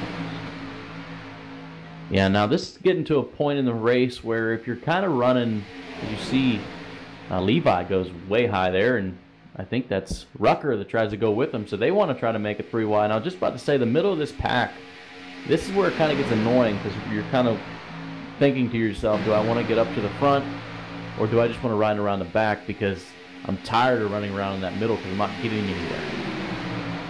Yeah, and riding around in the middle is so nerve-wracking. After a while, you just see cars bouncing back and forth, you see cars almost hitting each other, and you know you're kind of in no man's land for here as they get on the outside and make it 3 wide. Yeah, Rucker and Levi trying to make it 3 wide. They don't have any help really. Let's see if Nick Miller is going to jump up there and help them. They're making some ground up on the high line just by themselves. Yeah, I think Rucker got a little run there. I don't know if they're going to be able to do anything with it, but it looks like they're making progress right now. Yeah, Rucker's going to get on the long side of Frankenfield, and Whitley's got a little bit of an edge over Tanner, so that bottom lane might be breaking up here. Yeah, that one time Tanner got loose, it looked like Whitley kind of got a run and got out in front of Tanner a little bit. They've stayed kind of even since then, but looks like Tanner will still get around to lead this. Through literally 7th, separated by less than a tenth of a second, I'm guessing. Yeah, it's tight up front, but as you can see, that 2-car pack up there on the outside is not going to go anywhere for very long, it doesn't look like. You got to have at least 4 or 5 cars if you want to run that way high pack, because you can't really side draft off them 2 cars to the left of you because you don't really know where the bottom is. You don't know where those middle cars are running, so it's kind of hard to side draft when you're 3 wide up top. So Rucker's going to tuck in behind Frankenfield and maybe give it a run at it later on. Yep, you checked it out. Now you know what that's going to look like for later in the race. But yeah, I would say just tuck back in line, ride it a little bit, so you can get the outside line pushed up there, back even with the inside line to get a good run there. Yeah, and as we're approaching. This is lap number 16. We're going to give you a little bit of a rundown. I know it changes pretty much every lap, but Tanner Sharp first, Michael Whitley second, Luis Salmaso third, Frankenfield fourth, Andrew Rucker in the top 5. Zach Trevino, right now a good run for Zach. You'll see names you haven't heard of too much because that's Talladega. Anybody can have a good run. Trevino up to 6th, Zielinski in 7th, Jordan Teal 8th, Rusty Webb 9th, and Jonathan Cogswell 10th. Your championship contenders, Todd Smith and Tate Lightle 19th and 20th, with Luis Salmaso riding right behind Tanner Sharp, the leader. Yeah, Todd is starting to make a little bit of headway back towards the front. It looks like he lost it that lap. Now he's back to 20th again. He got up to 17th, but like you said, it's ever-changing here at Talladega. Yeah, and I just watched Jordan Teal get super loose going in turn number 1. You're not seeing too many guys behind Jordan. You're seeing Cogswell kind of staying a little bit off of Teal. He got way loose going into turn 1 and almost caused the big one. Yeah, and if you're one of those championship guys in the back right now, you got to start thinking about either maybe giving yourself a little more space, or we got to make a charge toward the front because that halfway point's going to start looming here pretty soon. Yeah, and Chad Frankenfield got shuffled out of line. I think Rucker and Zielinski wants to go to the front, and they just shuffled out Frankenfield. That's something you got to be aware of if you want to stay up there. You got to be. This is such a nerve-wracking race. It always gives me headaches. It's not physically hard, it's just mentally hard. And Frankenfield's going to get shuffled back there. So just, it's the little moves you make that could cost you the race here. As you're watching there, it looks like Luis just led that last lap, so that's a point for him to add that championship lead a little bit as we close in on halfway. And Luis Salmaso makes the pass on Tanner. Michael Whitley still trying to battle with Tanner, but right now it's Luis Salmaso up front. So that's 1 point that he's gained on all these guys. And if Luis can lead that halfway mark, if he can lead the halfway mark, that's going to be huge to win this championship. Yeah, that right there gives him a 5-point lead over Tate and 7 over Todd. And he gets 5 here at halfway, and those guys don't get anything. He's in a position where he can kind of probably ride it out towards the back for a while if he wanted to do that. Yeah, if he wins the halfway mark, the halfway segment, I'm thinking all Luis has to pretty much do is get a top 10 finish. Yeah, it'll definitely give him more options than those guys have. As for the most part, the top 15 has been pretty racy. We have not seen any single foul at all this race, and we're approaching lap number 20. So already a third of the race is over. It's going by pretty quick. And with no cautions here at Talladega, the race, this 60 laps will go by. And probably, well, 60 laps, it's 50-something seconds a lap. It's going to go by in less than an hour if we don't get any cautions. Yeah, this race is going to fly by for sure. As you see Whitley there get a little run up on the back end of Luis. Tanner looks like he's driving it pretty hard there behind Luis, bouncing around a little bit.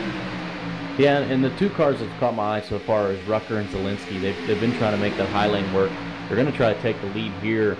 I feel like right now, if I had to say the 2 strongest cars out here, it's definitely Rebel Racing with Rucker and Zielinski. Yeah, it looks like they've done a good job of work together. It looks like they got some kind of plan worked out. It looks like Rucker might be able to lead this lap.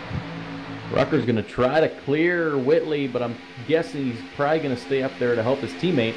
Rucker's going to lead this lap, take the lead away from Whitley. I don't think Levi can clear Whitley, though, if Rucker just wants to go down, but I don't think he wants to screw his teammate. Yeah. What a turn! There it is! It's the big one. 2, 3, it's a huge wreck coming out of turn 2. It looks like Rucker just got turned. The championship contenders have they...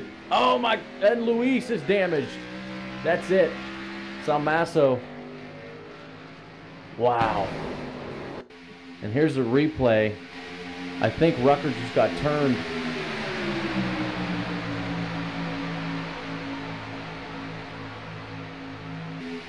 Oh, can you see it? He just got turned. Is that what it was to you? Yeah, it just looked like, I was about to say right before that happened, it looked like Levi was being pretty aggressive Oh, there and with there's the pushing. Salmaso. to try to get that bottom line cleared. That was pretty aggressive driving for this point in the race. Yeah, and like I said, they seem like the strongest cars out there. But if you're gonna make a move, if you're gonna be starting 12th, 11th, you're gonna get up to the front in less than 20 laps. You're gonna be aggressive. But that right there looks like you just hit him in the wrong spot. You cannot hit in that left rear. It's gonna take out multiple guys. And that's what Levi Zielinski ended up doing, taking out his teammate Andrew Rucker. I'm sure it wasn't on purpose, but it's just something you got to be aware of this early on. Is I can't hit a guy in that left rear. And you got a shot there at Tate Lightle. It looks like he made it through without damage. I haven't had a look at Todd Smith's car yet, but we'll see how the other two championship drivers fared from that. Yeah, but the huge story right now, the big one takes out Luis Salmaso. He's still on the track running, but his car pretty damaged. I don't know if there's any type of engine damage to the car.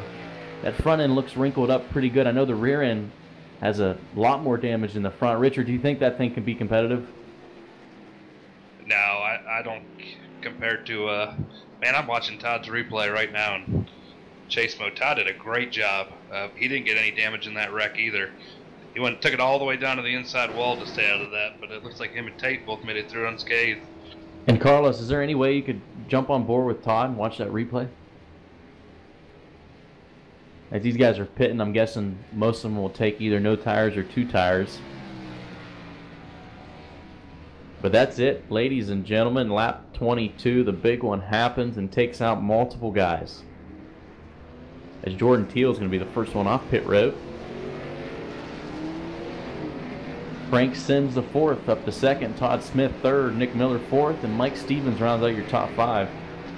So definitely the order has shuffled big time. Todd Smith was running in the back. He's going to restart 3rd here.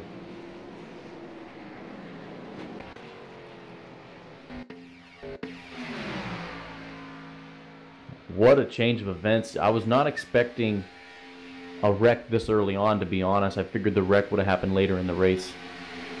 And Tate Lightle took a little while to get off pit road there because him and Todd Smith are running almost at the same place on the track. So I'm wondering if maybe he did get banged up a little bit.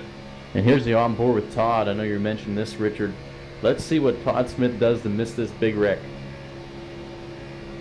And this is already tricky, Richard, because Todd's on the high lane right now. Yeah, Todd does a great job. You'll see it here in a moment.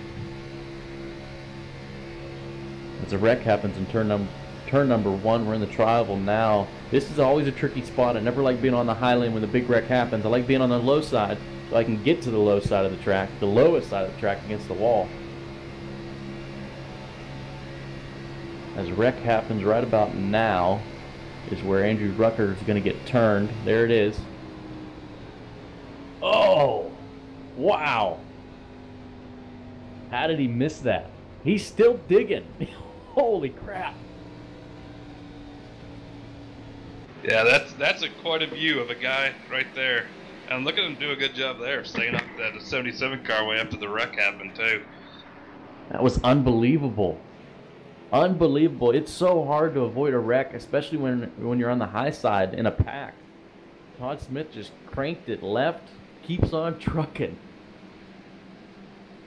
Yeah. That's a championship saving move right there if you're Todd Smith. That's living right, because the first part of that is straight up better lucky than good.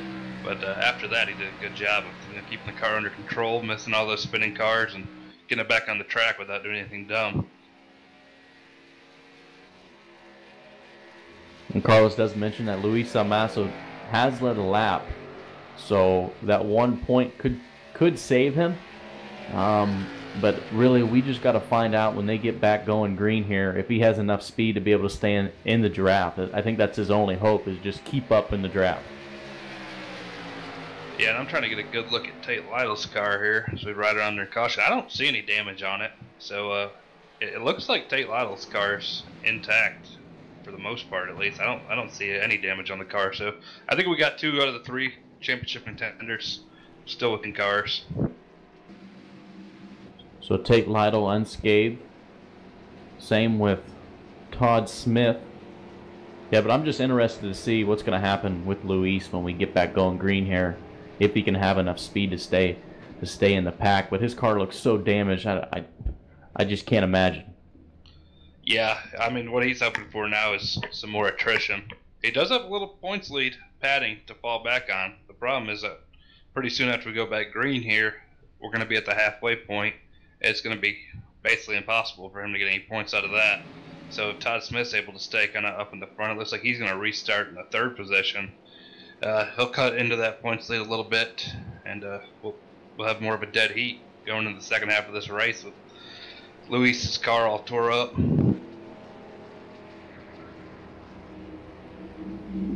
And the thing that I'm kind of interested and puzzled with Tate, he came into the pits kind of in the same position as Todd.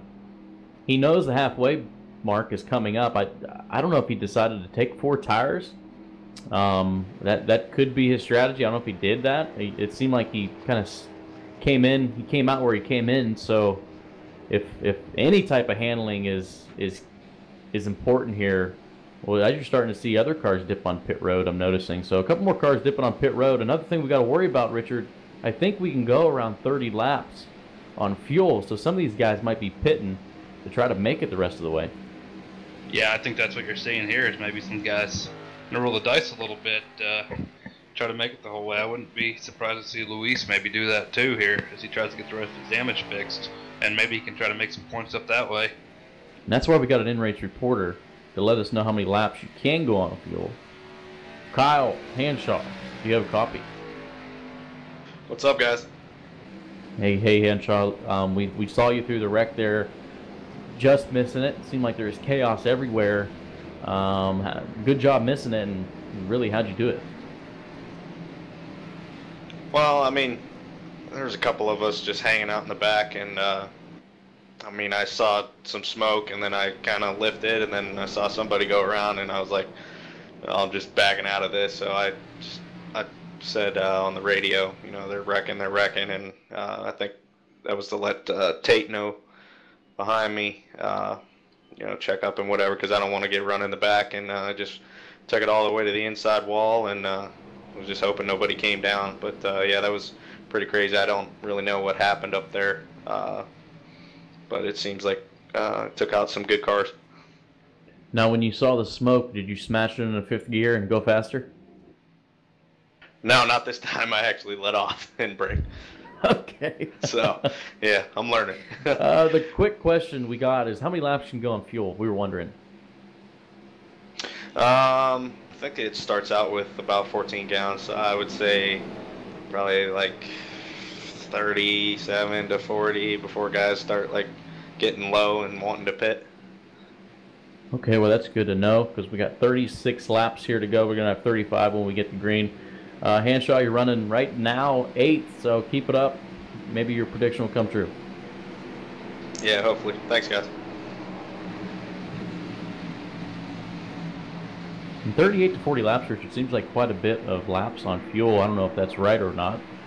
We could be wrong. Hanshaw could be right. As the pace car is down.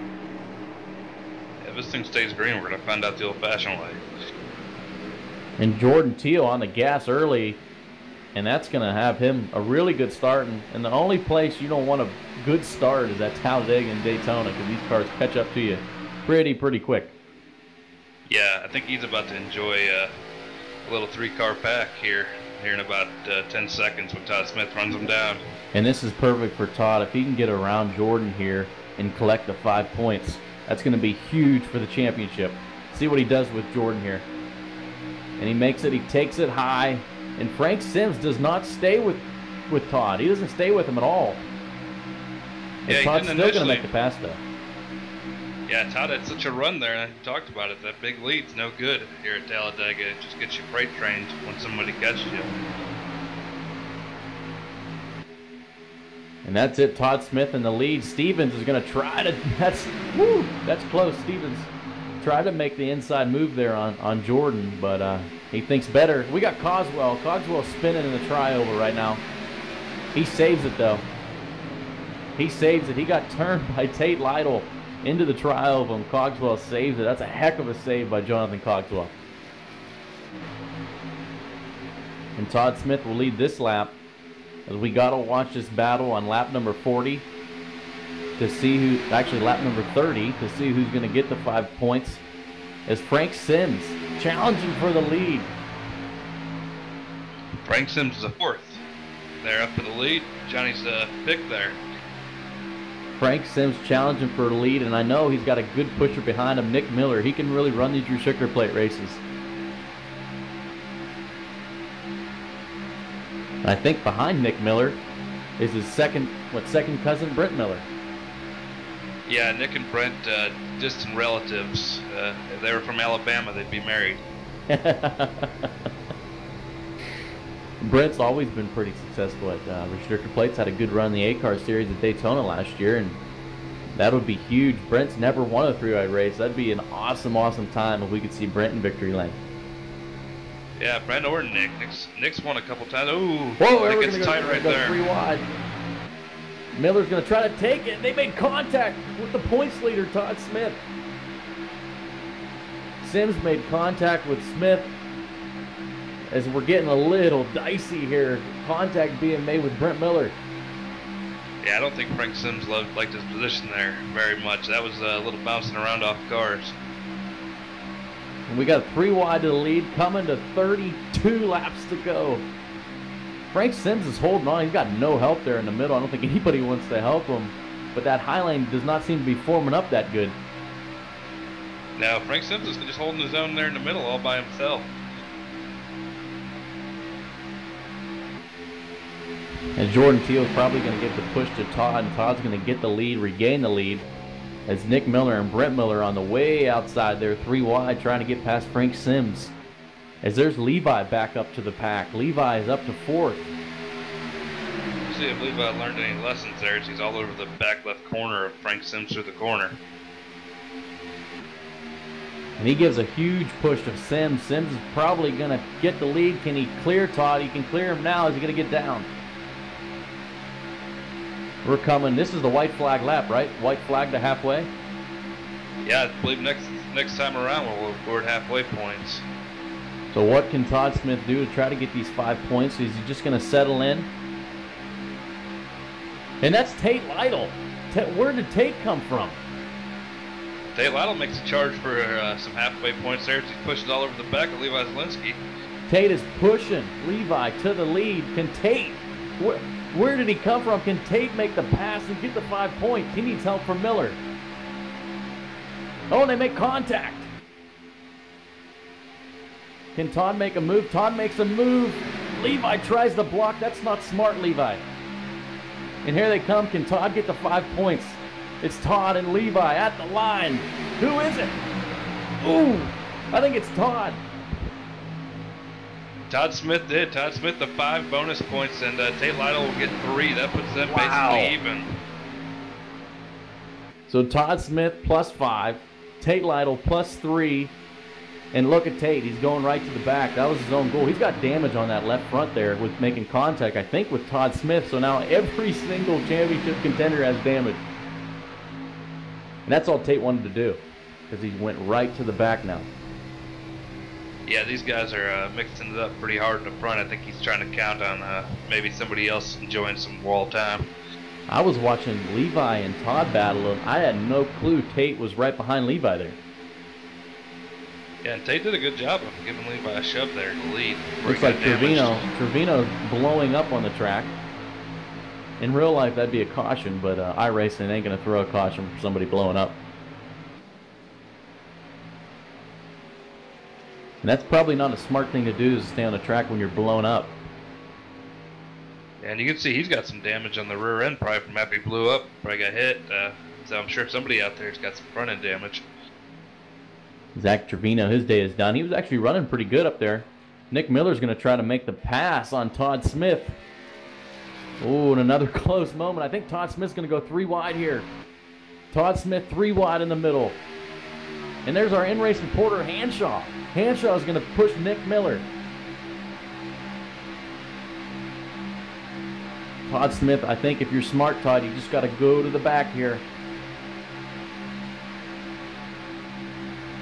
Nick Miller challenging for the lead. He's going to need help from Hanshaw. He's going to need a push if he wants to clear Levi, as they're falling back now.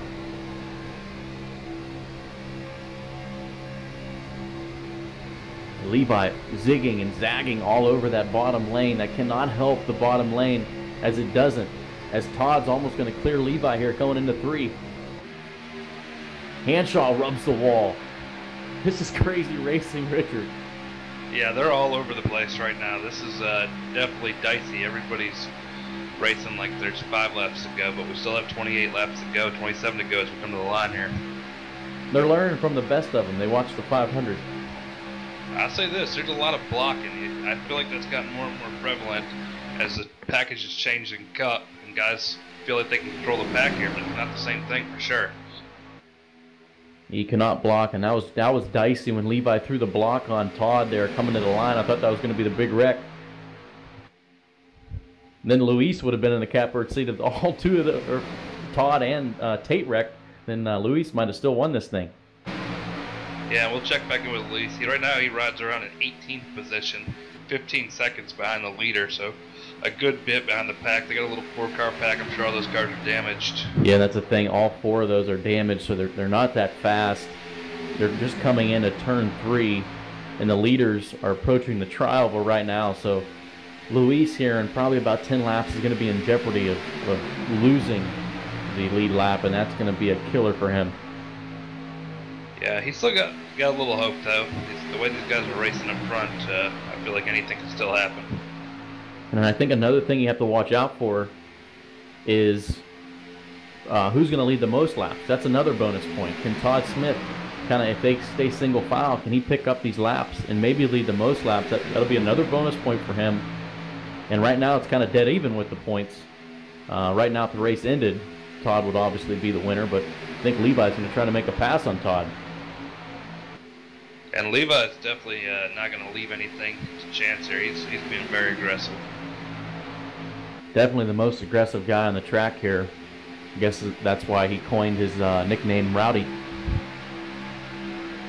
I think his teammates enjoying that right now. Yes, definitely.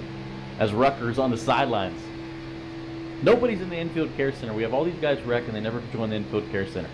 I'd be in there all the time if I wrecked. Yeah, I wouldn't be able to stand the weight to try to spout off my mouth about whatever I feel injustice occurred on the track. 25 laps ago, coming to 24 laps ago, and whoa, Sims! Just door slammed Jordan Teal, and Teal saved it. That was a huge hit. Yeah, Frank there's no Sims. doubt. Go ahead, Richard. There's no doubt these guys are racing these things like every lap's worth 10 bonus points. Frank Sims just turned right into Jordan Teal. Door slam. It was a great job by Jordan to save it. As we catch a lap car here, we'll see how this plays out. I think it's Rusty Webb. Rusty should stay all the way to the high lane. That'll be good for the leaders. As Brent Miller's up to 4th there. I think Brent wants to mix up a little bit too. Yeah, and like you talked about, we got a lot of guys up front, don't get a lot of time up front, so they're trying to lead their lap as well. And Zachary Onan in P5, he's one of those guys that Darrell always brings up in the races when they're no sponsored and they finally broke the top 10 at Daytona. Zachary Onan up to 5th. And Brent Miller makes cars short to the outside, and he's got a little run to get up even with Levi for a second. Yeah, I don't think Brent wanted to ride behind Frank Sims there. He wants to get up to that high lane. Now, when there's a pack of 6 or 7 cars, that high lane, I like riding it if I'm the first or second car because I feel like I can see a lot more up on that high side. Yeah, definitely. If you're leading it, you kind of feel like you can maybe keep yourself out of trouble. One of the few times while you're at Talladega or Daytona where maybe you feel like you could miss a wreck. And there's the big one. The second big one. Todd Smith hard into the wall. He's got damage. Levi Solinsky 2 for 2 today. As Todd Smith ends it. He's got a little less damage than Luis did. But that is so unfortunate. I was riding on board with Tate Lightle there. He made it through that. He's still got just a little bit of left front damage. He'll be able to get patched up now. Let's see what happens here again. Levi pushing Todd, and it's the same exact thing. Yet, and Richard, Todd went up, but still, why are you pushing in the turns? Yeah, you kind of got to race these guys a little differently when they're points leaders and a championship involved in this. Let off the gas. That's all you got to do. That was straight up Austin Dillon. He just kept pushing him until the car was tore up. Man, there's cars flying at Tate Lightle. It was like a video game. Snipers just trying to hit Tate Stevens. Well, let's ride on with Tate Lightle here as Stevens just gets shoots up the track almost into Tate Lightle. You'll see it right here. There's Brent. And there's Stevens. So Tate Lightle makes it through again. Yeah, Tate got to see how those racing slicks drive on the grass. It's not good. Did that catch, was Levi involved in the wreck?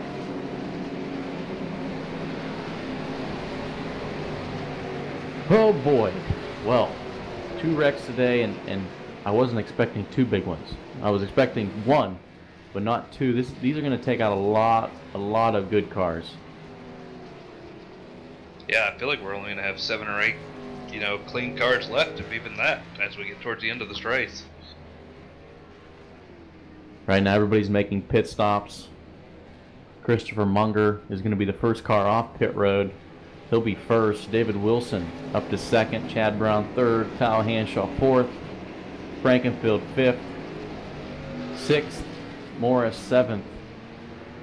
Tate Lightle and all the other guys have got damage to their cars, as 7 cars right now have came off pit road without any significant damage, as it looks like Patrick McCusker has stayed out on the track and is P1 right now. Patrick trying to play the track position game here at Talladega, which, hey, maybe not a terrible call as long as he can make it on fuel. McCusker's first with Jordan Teal second. Maybe Jordan stayed out as well too, as we're going to get a moment here. And let's go back. Still nobody in the infield care center, but we'll bring in Kyle Hanshaw. I'm pretty sure, actually, I don't know if he missed it or not. Hanshaw, do you have a copy? Did you guys see that? Well, we saw the wreck. Did you see me make it through that? I don't know how the hell I got through there, but that was sweet. Well, I'm sure Carlos can do something to rewind it and show us the onboard view. Yeah, y'all got to go to that replay. That was sweet. But I know you were right in the mix of it, and really, what did you see besides smoke? I think somebody just started pushing somebody in the turn, and they got a bad angle, and one of them went around. I think it was Todd. Here's a replay. Hanshaw. Whoa! Whoa! Okay. that was pretty good. That was a hell of a job. Thank you. No, we didn't say it was a good job. Oh, thanks. It was a job. it was a job. Yeah. Oh man. No, that was pretty good. I tell you what, man, it's getting crazy out here. Well, what we've noticed is these guys are pushing in the wrong places. You can push down the front stretch. You can push down the tri-oval. Yep. Not into the turn. You're so vulnerable in these turns, and I wouldn't be pushing, especially at this time. Yeah, I don't understand it either. To be honest, I see these guys, going 3 wide and pushing in the turns and stuff, and when you're going into the turns, it's just not what you're supposed to do, or like early in this. I mean, now it's gonna be time to go, but I mean, they just got to be smarter than that, and that's what I've been doing. I've been, anticipating when the line is gonna back up, and just when there's checkup and stuff, and I've just been keeping the nose clean and whatnot, and staying out of trouble. And I mean, look where I am right now. It's just guys got to be patient. I know it's hard on these restrictor plate tracks. You get a good run off the corner or whatever, and you want to go, but you just can't. You just got to wait and buy your time and be smart with it. All right. Well, with process of elimination, with another big wreck, you might just win this thing by default. Yeah, maybe. How many guys are left? We got quite a few on track, but a lot of them are damaged right now. Now, what's the championship looking like? Because I know a couple of them guys got caught up. Well, Luis Salmaso was the first one to get caught up in the first wreck. He's still running. Todd Smith's still running, but he got caught up in the second wreck. Tate has damage, but he's got the least amount of damage out of all three of those guys. Oh, wow. So it's going to be Luis is 8th. Okay. So Salmaso's 8th with plenty of damage, and he wasn't on pace there before the caution came out. But Kyle, we wish you the best of luck. It's probably going to get even more crazier these last 20 laps than what it's already been. Yeah, I mean, I've been telling these guys over the driver chatter, just to call out things when you see it and whatnot. And I mean, it's been pretty smooth, I guess, for the most part. But I mean, guys are just making dumb mistakes, and they got to be smarter. But I mean, it's time to go now, and boys, have at it. Did anybody have anything to say to anybody after that wreck there over the driver channel? No, I actually came on the radio and asked what happened, and nobody responded. So I think they're just keeping their mouth shut and gonna drive the car. So bunch of crickets. Yeah. So we'll see what happens. Looking forward to it. All right, Hanshaw, we're gonna get one to go here. Pace car lights are off, so good luck. Thank you, sir. And since cautions, one lap is about 2 minutes long, if Carlos is okay, can we step away for like literally 30 seconds, Carlos? So we're going to step away here for just a little bit, and we'll be back before we get the green flag.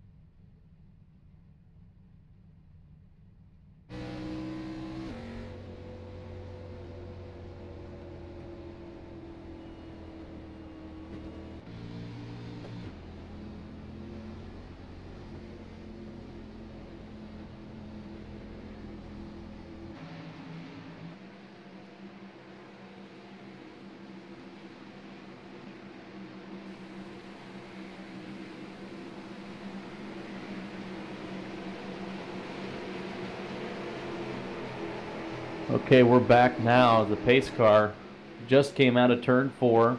Richard, we got an 18-lap shootout. Money on another caution, or are we going to go caution-free from here? I would be dead shocked going caution-free from this point with this many cars still running and enough of them competitive that they're going to be racy. Yeah, and Christopher Munger, the leader, it'll be his first laps led. Green flags in the air. Munger's out in front. Chad Brown in second. David Wilson on the outside lane.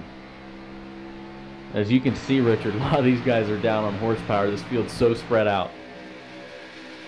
Yeah, and we talked about it while we were in the break. Tate Lightle, I think he pitted again to get the damage all the way fixed. He started in the back, so he's trying to weave his way through these cars to get up to the lead back there. As Wilson with Chad Brown, they're gonna both take the lead away from Munger. Hanshaw's gonna go with that top group. As Wilson and Brown's going to go to the bottom lane, they're going to complete the pass. Chad Brown out in front. Hanshaw completes the pass on Munger as well. And I'm watching the battle back here. Lytle's behind Todd Smith as he tries to get around him. It looks like Tate's faster, but Todd's staying in front of him for now. Yeah, I don't think that's a good strategy for Tate. I think he's competitive enough to get up here. I'm not too sure why he's riding around right now, because this isn't the time to be riding around, especially with this many cars being taken out. Yeah, they're starting to lose this front pack unless they're running it down, but it looks like they're starting to fall back. As Hanshaw, and there's a caution. There's a caution right now. As it's Todd around. And he was right in front of Tate Lightle there. Let's see what happens here. Does he get hooked again? Oh, they both went on the apron there. Almost flipped Todd Smith. And I think Tate just followed him on the apron. And that was just bad news from there. Yeah, Todd's night goes from bad to worse there. And that ends it for Todd. That's a hit that he's not going to come back from. Let's see it again. Who gets on the apron first?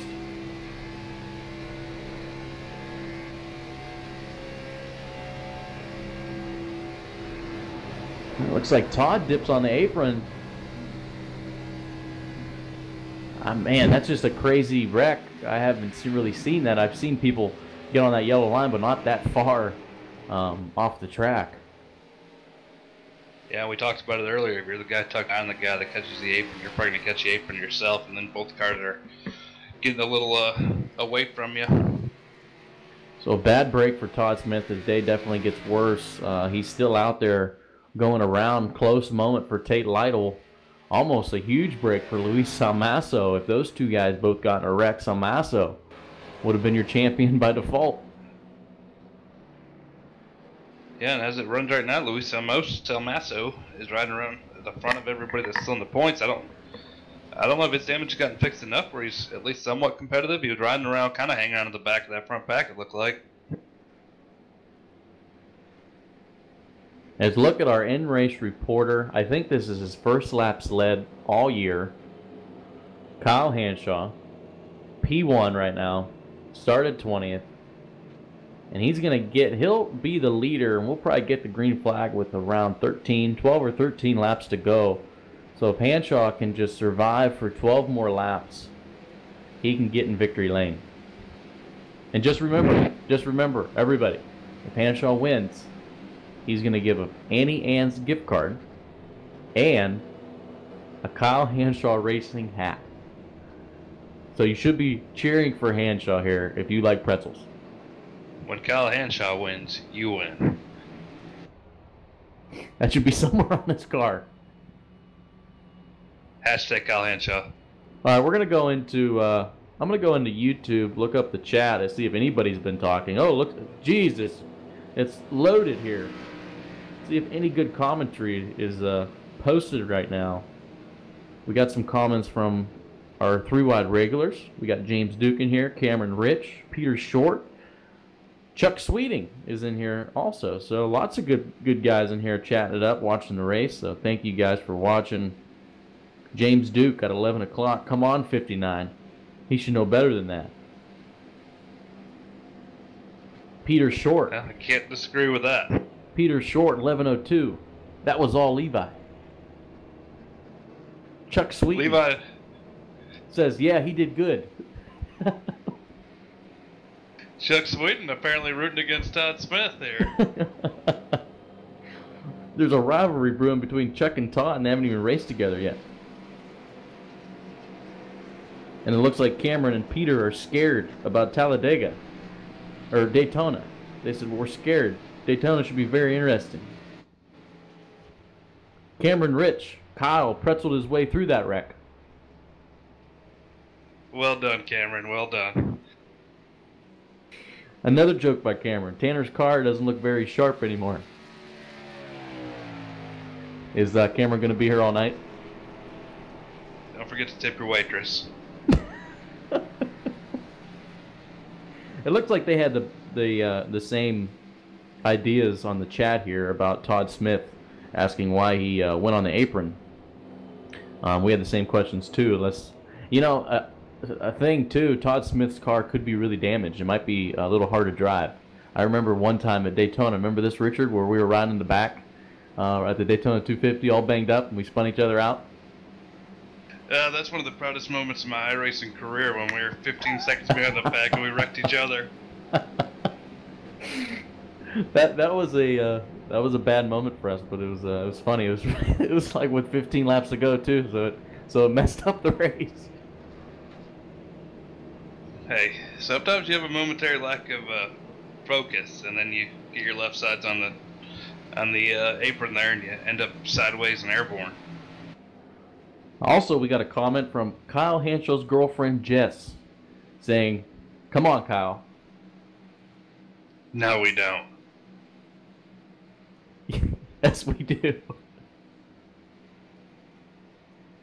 Mrs. the outsider, huh? Mrs. the outsider.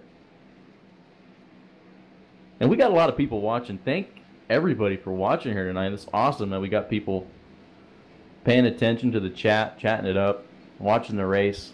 Talladega's, I feel like, always a fun race to watch in real life and on iRacing. I love super speedways. I think these are the best. A lot of people don't like them, but I grew up with them. I always look forward to Talladega Sundays, Daytona Sundays, and they always put on seemingly like the best shows. Yeah, no doubt. You always knew when you woke up Sunday morning before Talladega, especially back in the late '90s, you were going to see a great race that was going to be exciting all the way to the end.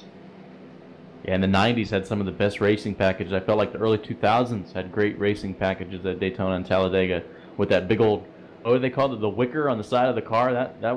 That caused so much more kind of air turbulence that the draft worked so good. Yeah, less turbulence, I mean. Definitely a lot of good racing packages through the years. I'm scrolling down on the chat now, and it looks like Tate's Friends is in the chat. Cole Chase is watching. We got people watching from all over the parts of this country. Cole Chase. Tate is a douche. Well, that's a hot take.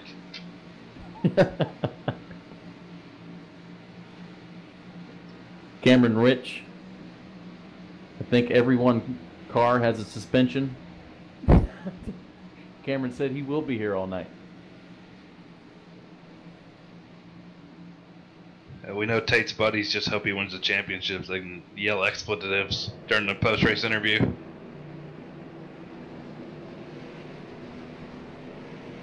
Oh, now we got bickering on the chat.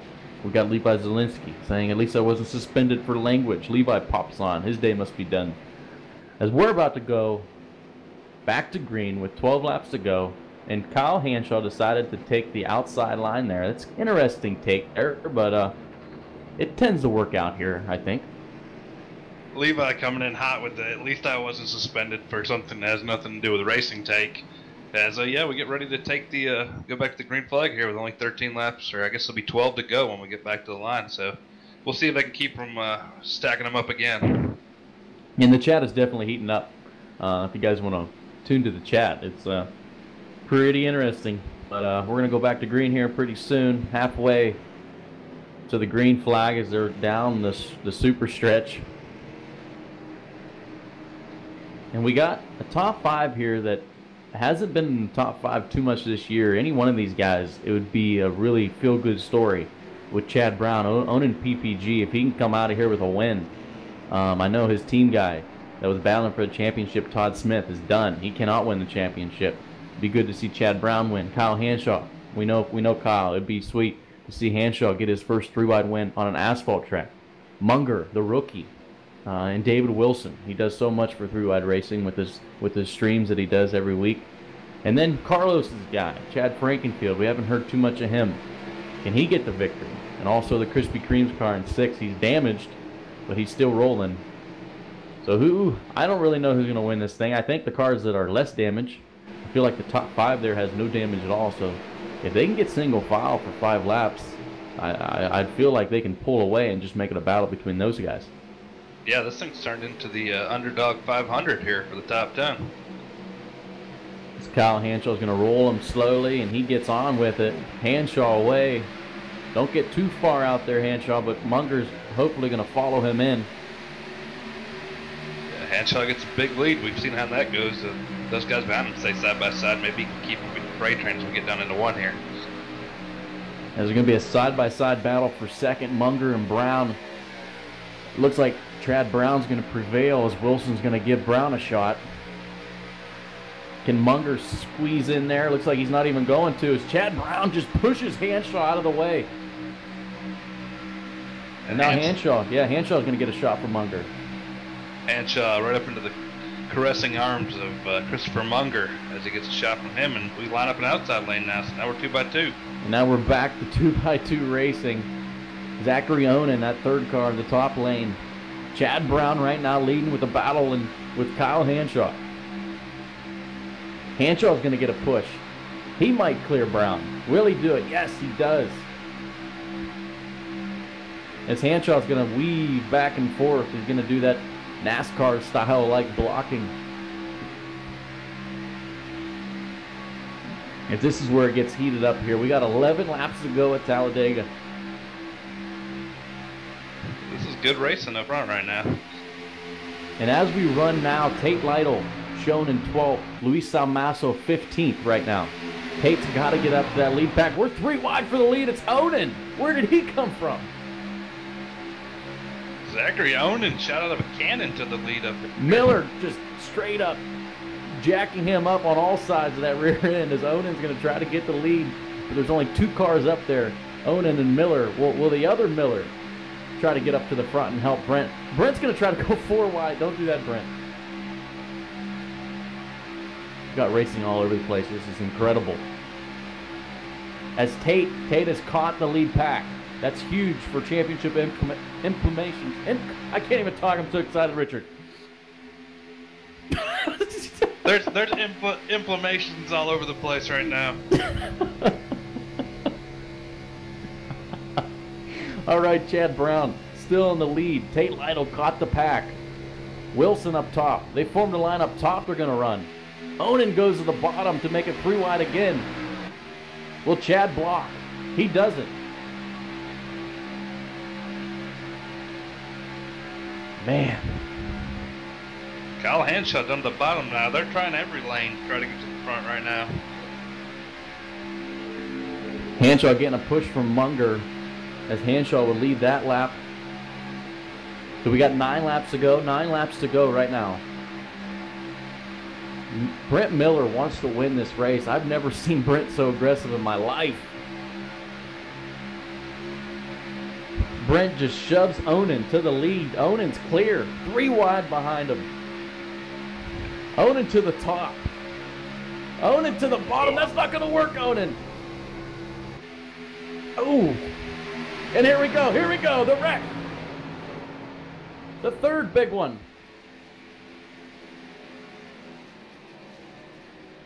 And something I saw that was insane is Mike Stevens came from a mile back and just railed Tate. That was a straight up ARCA brake move from the 63 car there. Well, let's see this here. How does the wreck start? Looks like everybody just wants to go 6 wide. What's going to happen? Oh, man. Here we go, a bump, a door slam from Brown. Munger goes up. Nick Miller comes down. And Richard, we got the third big one of the day. And if we can zoom in, can we put an onboard camera on Mike Stevens? Because Mike just, I think, closed his eyes and smashed the gas. Let's watch this.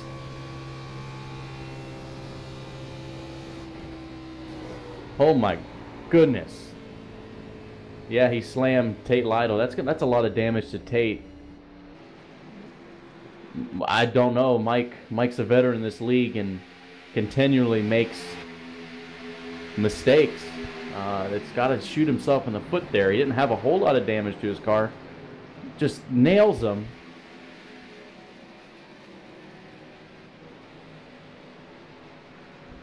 Okay, so Hanshaw up front. We're going to get another try at this. Maybe what, Richard? 5 laps to go? 4 laps to go? Yeah, I think we're going to get back to green with about 4 laps to go. That was just a racing deal. Everybody's bouncing off each other. Everybody's racing hard up front there. Everybody's really doing a pretty good job of staying off each other for as aggressive as they were being. Yeah, we saw almost 4 wide there. Really impressed with Brent Miller there. He was extremely impressive and aggressive. So Brent's going to be one to watch when we get back going. But yeah, like you said, it was just a racing deal. When one guy comes up, one guy comes down, it's tough. It's something that you can't really prevent. I don't think both those guys are going to argue on who did what, because it was kind of both their faults. So that's Talladega. That's a big wreck that is more of a racing deal than the first two big wrecks that we saw.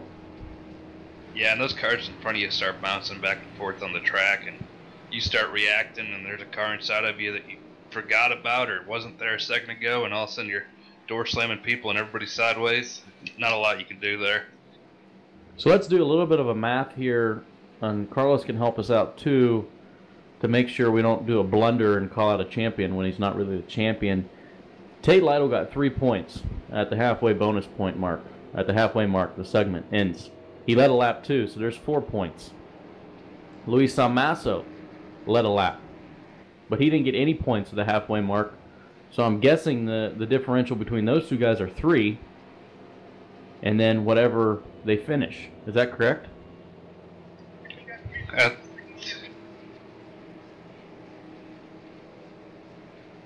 So right now, Carlos is saying that Tate Lightle right now is minus 1 point behind Luis. And Tate Lightle is running 10th. Luis Salmaso running 12th. I don't know how much damage Tate Lightle has, and I don't think he pitted. So this is going to be a finish I didn't expect, Richard. I thought we'd have at least one guy up front to make it a little bit easier on us. But now we got all 3 guys in the back, as Todd Smith is still running. Todd's in 15th. Okay, Tate has not, and Carlos said Tate has not led a lap.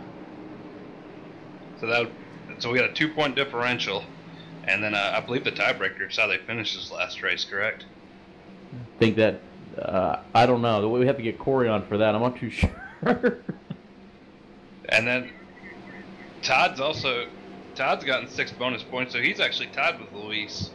So I believe what we have is Todd and Luis tied, and Tate Lightle 2 points behind. Not as they run, but just in bonus points.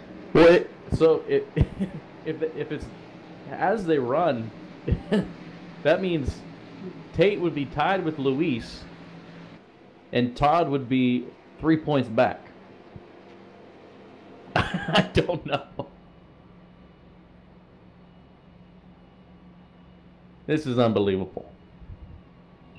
And what we're going to have is 3 cars limping around, trying to win this championship off the pace and away from the lead pack, as we'll have a good finish here with all the guys running up front. Yes, it's just going to be a crazy finish. Still, lights are on the pace car, so it's at least going to be 4 laps to go when we get back going.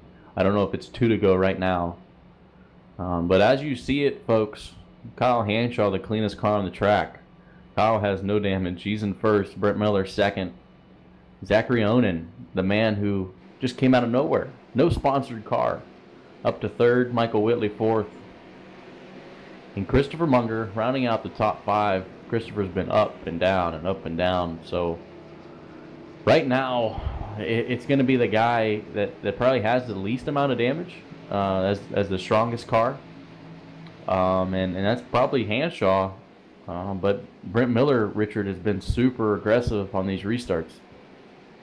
Yeah, I'm not going to be surprised by anything that happens over these last 3 laps, if we can even make it around to the white flag.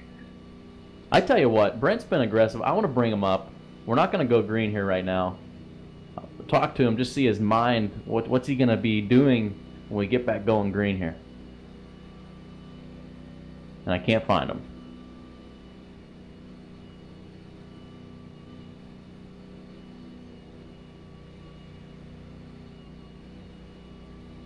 And Brent, I guess, does not want to talk to us because he flew right... Brent, do you have a copy? What's up, Johnny? Hey, Brent, we've been watching you make some crazy moves out there so far. Going 4 wide almost at one point. It's definitely eventful, but no mistakes from you, and that's what's important. P2, you're going to get the green with about right now, 4 laps to go. How can you do this thing? How can you get your first win? I wouldn't say I haven't made mistakes, but I just gotten lucky. But Zach Onen is running on the team tonight, so we're really trying to work together. And now it looks like Hanshaw took the top, which will actually work out well because now that puts Zach behind me. So should be an interesting last couple of laps. We're trying to get out in front before, because I'm sure there's going to be another yellow. So trying to get out in front as quick as we can, hopefully. So should be fun though. Yeah, we got some guys up here that would be really, really cool to see get a win, including you, Hanshaw. Everybody up front would be awesome to see win, Brent. But, man, it'd be cool to see you get in victory lane, so good luck. We're going to go green here pretty soon. All right, man. Yeah, thanks. Hopefully we'll talk to you after. Yep.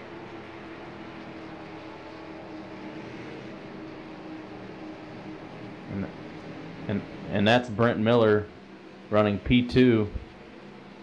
Carlos mentioned that the what car, Carlos? The 26 Thomas Morris has stayed clean. Thomas said he hates restrictor plate racing, but his car is clean. He's running 8th, and now also we have to worry about the battle for the championship. Who's going to win this championship? We basically don't know at all, Richard. So we're going to leave that up to Corey and Dan Lisa. Yeah, we've covered it. It's basically tight. I believe everybody's within 2 points of each other. So basically it's just going to come down to who can limp around and finish first here in the off-the-pace damaged car 500. So here we go. Interesting to hear Brent say that he's happy Kyle chose the outside. Let's see if Kyle can get a little bit better of a restart to where Brent and Zachary cannot make a run and pass him. So this will be interesting to see as Kyle, pace car underway, pace car down to the pits. Kyle's going to slow him down a little bit slower than he did last time. He's on it. And Miller and Onan gets a good restart as well. As we got 4 laps to go. Let's keep her green for 4 laps. Hanshaw gets a good restart. Will Miller pull out early? He seems like he wants to. Onan has Whitley there, and it's going to kind of hurt these guys. Whitley battling back on the high lane. He has no help. Yeah, and that definitely helped Hanshaw out as those guys couldn't pull around him and when they got to Onan, him. yeah, Onan dips out and kind of leaves his teammate, Brent Miller. He's going to help Michael Whitley. They're going to be side by side. 4-car breakaway. As you see Thomas Morris in that undamaged 26 that we talked about, now making a run up there in 5th. And we got an issue here. We got Todd Smith running in the draft ahead of everybody right now. Todd Smith running 10th. Tate Lightle 14th. Luis Salmaso 13th. We said Todd was done.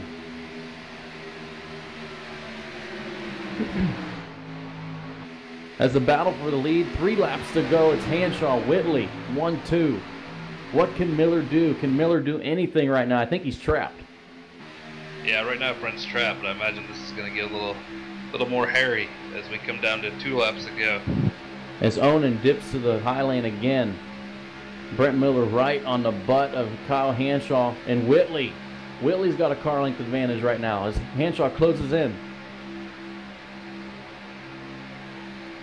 As it's looking like Todd Smith has gained onto this draft. And Tate Lightle has fallen back. He's fallen back to 14th. Luis Salmaso is 12th. 2 laps to go at Talladega, and it's Michael Whitley out front. Onan's going to try to go 3 wide. Brent Miller tries to make a move to the outside there. Yeah, Brent is stuck. He doesn't know what to do. He's going to try. He can maybe try to take it 3 wide if these guys get a little bit of a gap here on the backstretch. Will he do it? He's going to dip. He's going to dip to the high lane. Hanshaw out to dry with 2 laps to go. Miller's going to have help with Onan. Can Miller do anything? Onan's got to give Miller a push if he wants to get up there. As we're going to come to the white flag, Onan's going to leave Miller out to dry, and I think it's going to be a 3-car race right now.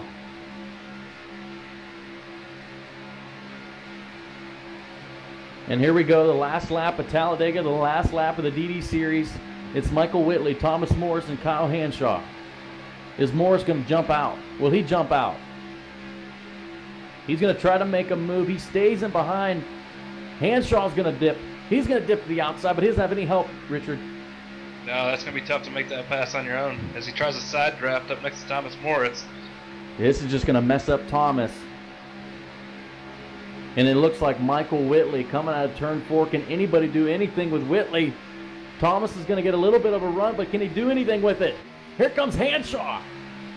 Can he get to the line? It's Whitley, Hanshaw, Thomas Morris, and it looks like Michael Whitley is going to get the win at Talladega as they wreck coming to the line.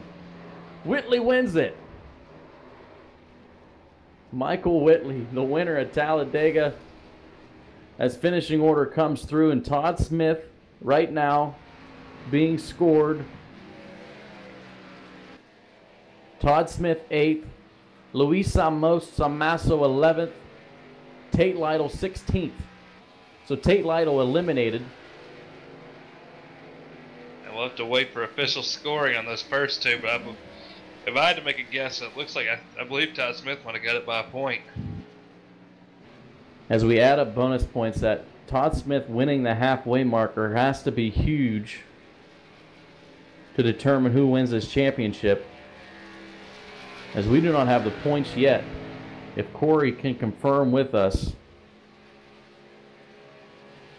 as Michael Whitley, the winner at Talladega in the Krispy Kreme car, he gets it done, and that was one heck of a finish to end this. And I think Thomas Morris wanted to get up there, but Hanshaw being on that outside kind of prevented either car from winning the race. Yeah, Hanshaw made a little bit of an early move. I think Thomas Morris wanted to wait till they got on the backstretch. Hanshaw had already got to the outside corner of them, and it kind of just bound them up. What a race. The crazy ending, all three championship contenders with tons of damage. I felt like each guy had a legitimate shot to win this, or each guy was a favorite at one point during this race. But Michael Whitley blows up. He can't even do any Barodies. He burns it up. Whitley blown up. As we should probably do some interviews here. As Kyle Hanshaw finished second. We're going to bring him on right now to finish second. And then we're going to get the winner. And then by that time, hopefully, we get the champion. As Todd Smith's doing Barodies, it could be a telltale sign that Todd Smith is your champion.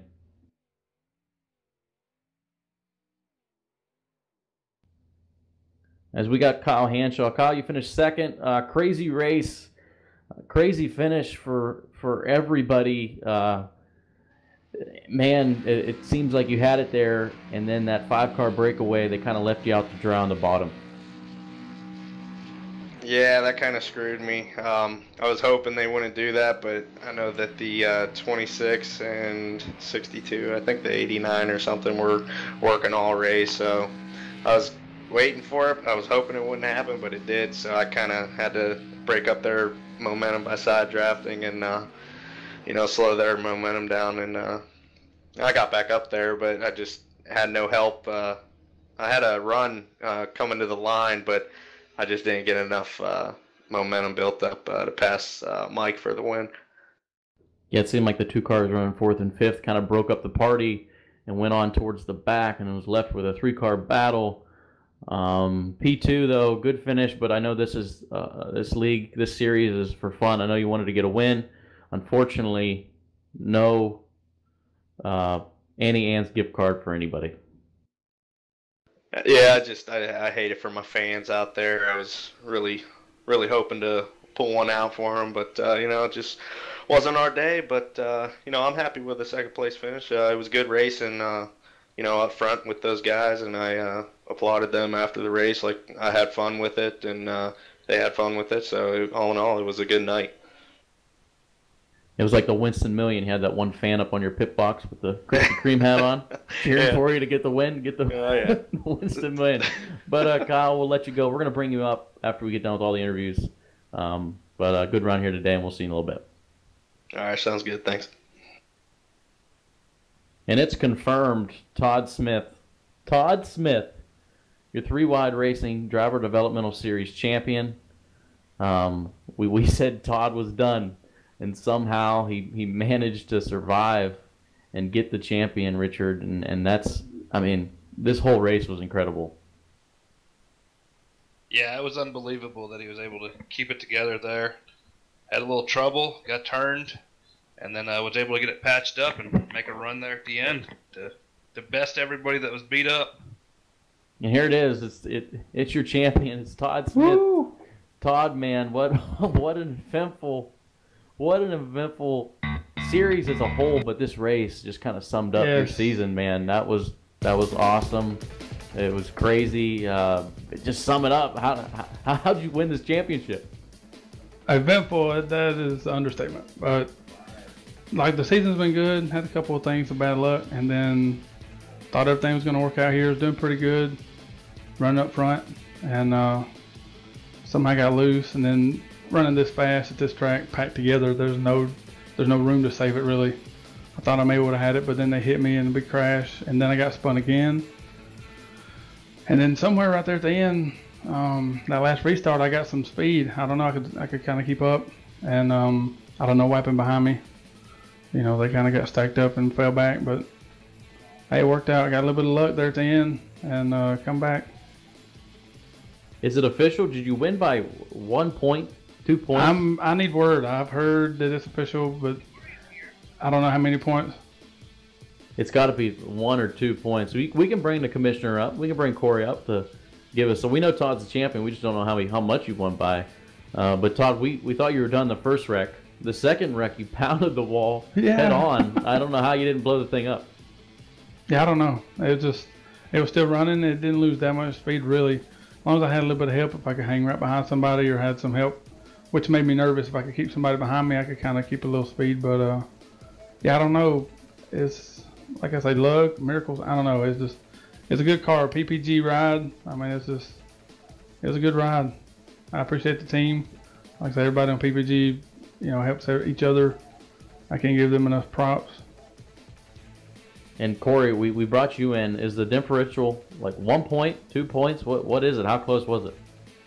I just finished it up, and unofficially, we have Todd Smith in by 2 points over Luis. So good job, Todd.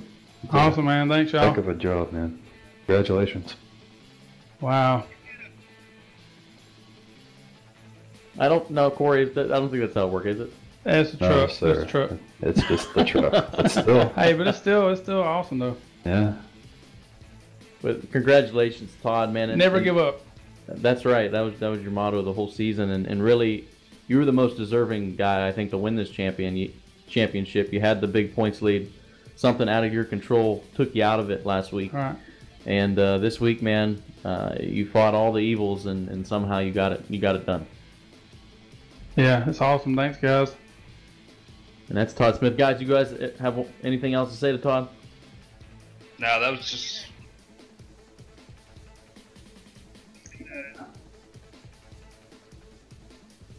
Thanks.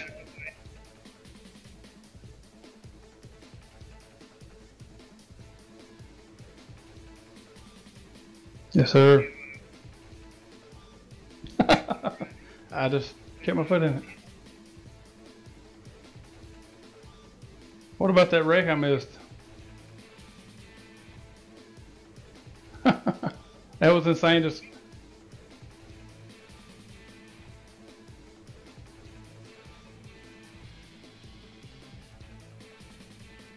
yeah, like I say, I just kept going down, and they was just coming. Like I barely missed the 2 cars to get low, and then they just kept coming down towards me. I was just holding my breath. All right, Todd. Well, thanks. Congratulations on the championship, man. Yeah, thanks again, guys. No, just good job. That was impressive. Appreciate it. And that's Todd Smith, everybody, the champion of the DD series. Thanks, Corey, for coming up here and clarifying the points battle. Yeah, Bruce. That's our commissioner, Corey Lindsay, everybody. All right, so we're going to bring in the winner of the race, Michael Whitley. Then we're going to do our 2 runner-ups in the championship, Tate Lightle and also Luis Salmaso. Luis finished second, Tate third. And here we are with Michael Whitley. Richard, you want to do the interview? Sure. Michael, you got a copy? Yep. Well, after a long and eventful race, you made the right moves there at the end. Tell us about how your night went. Well, it started off with the plan of, unless I got the pole, was going to go straight to the back. And then getting stuck on the outside lane, and laps went by, nothing on the bottom opened up. I was like, well, I guess we're just going to ride up front here, and got caught up in that early wreck, that first caution. Thought, oh man, we're screwed, but ended up only about 25 seconds worth of damage, so not too bad there, and ended up battling back, getting through a couple more wrecks, and having Thomas Morris behind me at the end to push me to the front to stay there and kind of keep everybody back, and finally got that win. Yeah, and talk about, we had that last restart with about 4 laps to go. You talk about Thomas Morris pushing you. Did you guys have a plan before that last restart happened? Try to work your way to the front? Yeah. I mean, I had planned I was going to stick with Hanshaw if he stayed in front of me, and he kind of dropped down. I got left out, and then kind of out of nowhere, here comes Morris running through there, and he was able to get up behind me and lock up with me, and the fact that he had no damage on his car, we had a little bit on ours, and we were able to just get to the front and then hold it. I told him I wasn't going to drop him. I wasn't going to move to the bottom lane until we were both clear, so I'm glad it worked out. Yeah, that was a good job of some teamwork between you guys. Going into the season, are you planning on running the C and the A, or what's your plan for the regular season here at 3-Wide? Just gonna be running the C for Bombshell Motorsports with Eric Mickey. The A, just I work a lot of weekday nights and stuff like that, so the A is kind of out of it. But it's not out of the picture to come in there and run in the future. But right now, we get my feet wet, run into the C series, and then move on up to the A. Well, this ought to give you some momentum as we go into speedways here to start the year. So good job, way to keep it clean and best you could. Keep it up front, and good job getting the win tonight. I appreciate it, guys, and appreciate y'all broadcasting all 6 of the races this year. Y'all did a great job. Thanks, Michael. Yeah, what's up?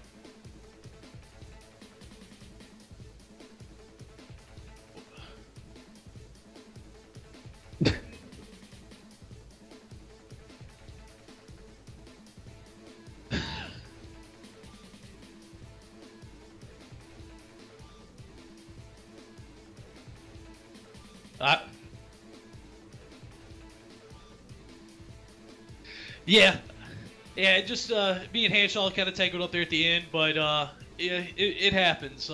Yeah, I won the race. I got the win. That's what matters. Exactly. And yeah, just a quick shout out to Luis and Tate and Todd for that championship to come down to that close was awesome. They ran great all year. And congrats on Todd winning. Thanks, Michael. Yeah, How's it going, buddy? That's Michael Whitley. Michael, chat you going to? You can put me in PPG. Okay, thanks.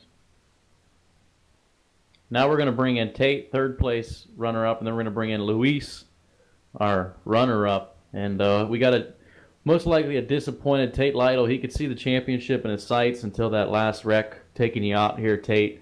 Man, it's unfortunate for you, but it was a heck of a race from all the standpoints of the championship contenders. Just kind of what kind of happened in your race? It seemed like everybody had trouble. What was your trouble, man? Just a couple small incidents. I did a pretty good job just staying in the back of the pack and being able to brake when they started wrecking. And that last time they started wrecking, and I slammed on the brakes so I wouldn't hit anybody, and 63 just did not get to the brakes and clobbered my left front, and that was the end of it. Yeah, we definitely noticed Stevens not slowing down there, and he was a good. If you say car lengths of a difference, he was about 30 car lengths behind you. So that's definitely a situation that probably should be looked at when it comes to reviewing the race, man. But I felt like after all these wrecks that you were in the best spot. You went from 12th to almost to the lead, battling for that halfway bonus points. You came away with 3 points, and I couldn't believe how fast somebody could work their way from the back to the front. so quick, and you did that. Was the car working, or you just know the draft so much better than a lot of these guys? I just think the halfway points meant more to me than all those other guys because me and Todd, we actually slammed doors in turn 4 trying to side draft each other. They were coming to 30. So. All right, man. Well, I know they give out charters to the winner of the championship and also the 3-wide regular who finished the highest. And I think if Corey is right, I think they give another one for a guy who just deserves it. That's raced hard and raced clean all year long. And not because you're on my team, but I'd have to give it to you. You 3 guys were the best of the best in this series, and it was fun watching all you guys. Yeah, hopefully Corey decides to do that. It'd be a lot of fun to come out and race more. All right, Tate, thanks, man. We appreciate kind of all you've done for these 6 races. You've definitely gave us something to watch. Yeah, thanks for letting me drive for you. It was a lot of fun, and we'll do her again in the truck series. No problem. Trucks are going to be fun. Absolutely. You guys have a good night. Congrats to Todd. Good job, Tate. Thanks, Tate. That's Tate Lightle. Now we're going to bring in Luis. We got to save like 15 minutes for Luis because he's always a talker. Richard, you want to do Luis? Luis, Richard up in the booth. You got a copy? Copy. Well, no lack of excitement tonight for the race or for the championship. Unfortunately, you had got in trouble early, then you tried to battle back, and then, yeah, I think your car was just too banged up to be competitive there at the end. But tell us about your night. I don't think excitement is the word, and I don't think got in trouble defines what happened. But I can stay here all night and complain about the guy that not only turned the dude in front that ended up causing the first wreck and then caused the second wreck. So it took pretty much 2 of the championship contenders from being clean. And you can complain about tactics at the end, people trying to block you, the whole thing. But once you cannot control your destiny, you cannot control your destiny. So it is what it is. So nothing that you can say. It's the same thing that happens. It happened throughout the entire thing. So the one race where I was clean, that nothing happened, I won. Every other race, either got blocked, got turned, got put against the wall. It is what it is. So it's a development series for a reason. You're developing drivers, and when you're developing people, they're gonna make mistakes. So it's not fun being the target of those mistakes. So, well, it is what it is.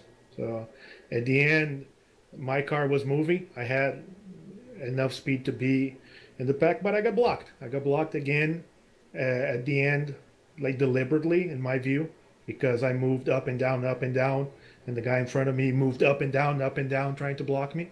And then all of a sudden, Todd went by, and he was 2 seconds in front of us. We couldn't catch him. And then guys just let him by so he could get the points. So he won. He deserved it, but it is what it is. When you have guys giving him points like that just so he can get it, it's not fun. It's not fun. So, but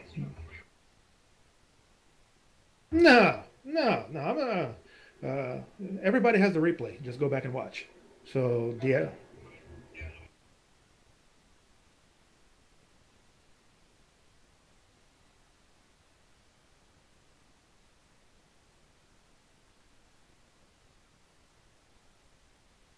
Yeah.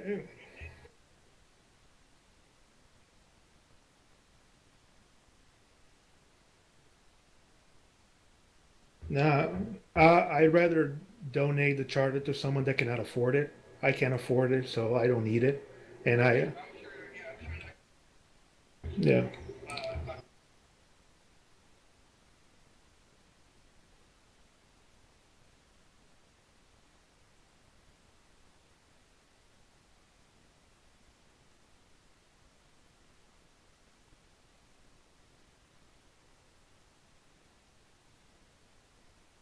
Yeah, it will be good to start the season and be able to control what you're doing. And I'm pretty sure whoever created the chaos tonight, everybody knows who it is.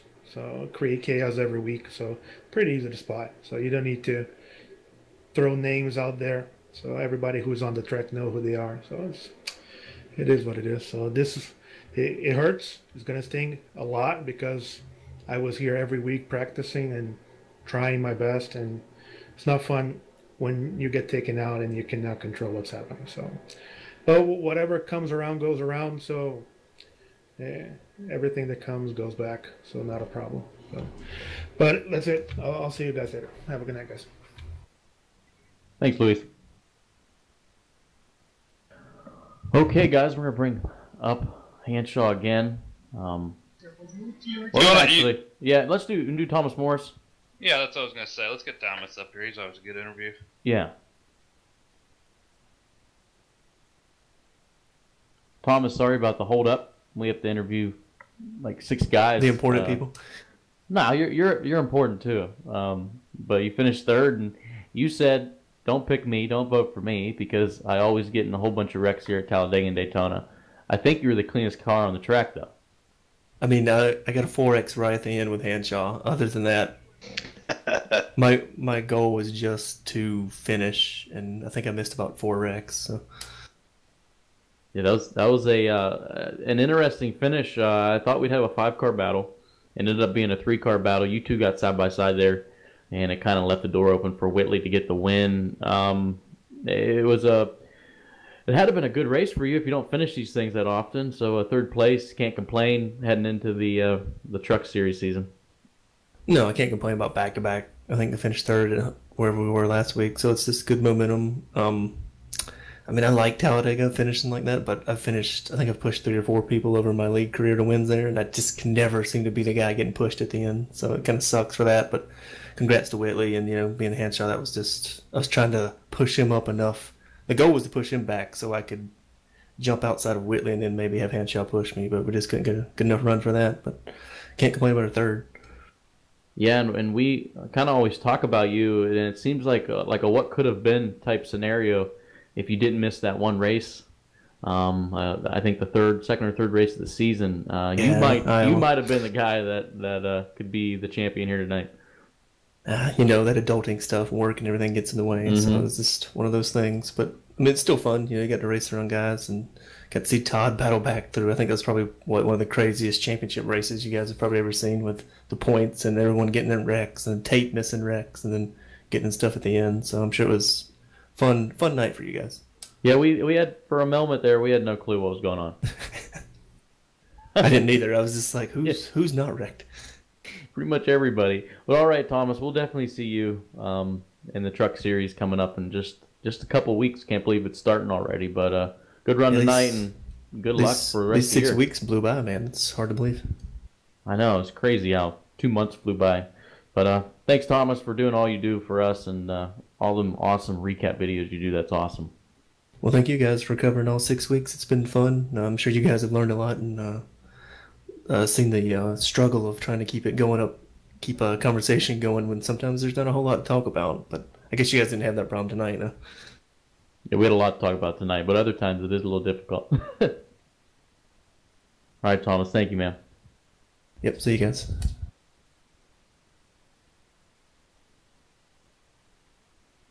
Okay, guys. Well, I think we're done with interviews, aren't we?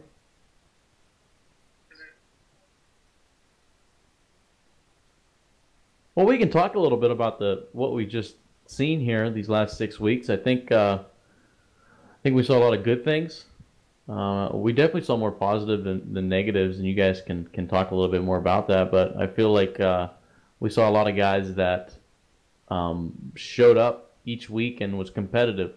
Guys that we feel like could compete in the A-Car Series and the Truck Series. Mostly the Truck Series. That A-Car Series is unbelievably competitive right now, and the guy that I could see contending for wins in the A-Car, maybe Todd Smith, Thomas Morris, Tate Lightle can contend as well, and Luis has already contended for the A-Car Series, but everybody else is a good contender for the Truck Series, and hopefully, I think Corey said we got a lot of people registered from this series, so that was a positive, and that was our main goal for the DD Series, was to get more people on board. If you guys want to expand a little bit more on kind of the competition that we saw this year, and what can we see from these guys in the Truck Series and the Cup Series?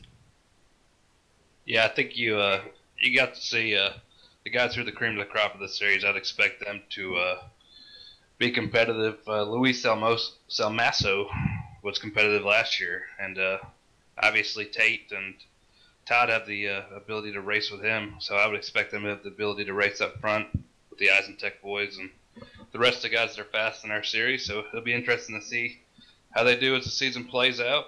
And I expect a lot of good racing. There's a lot of good racing over the last 6 weeks. Everybody, for the most part, stayed pretty smart, and that's what you look for as we go into the year. Carlos?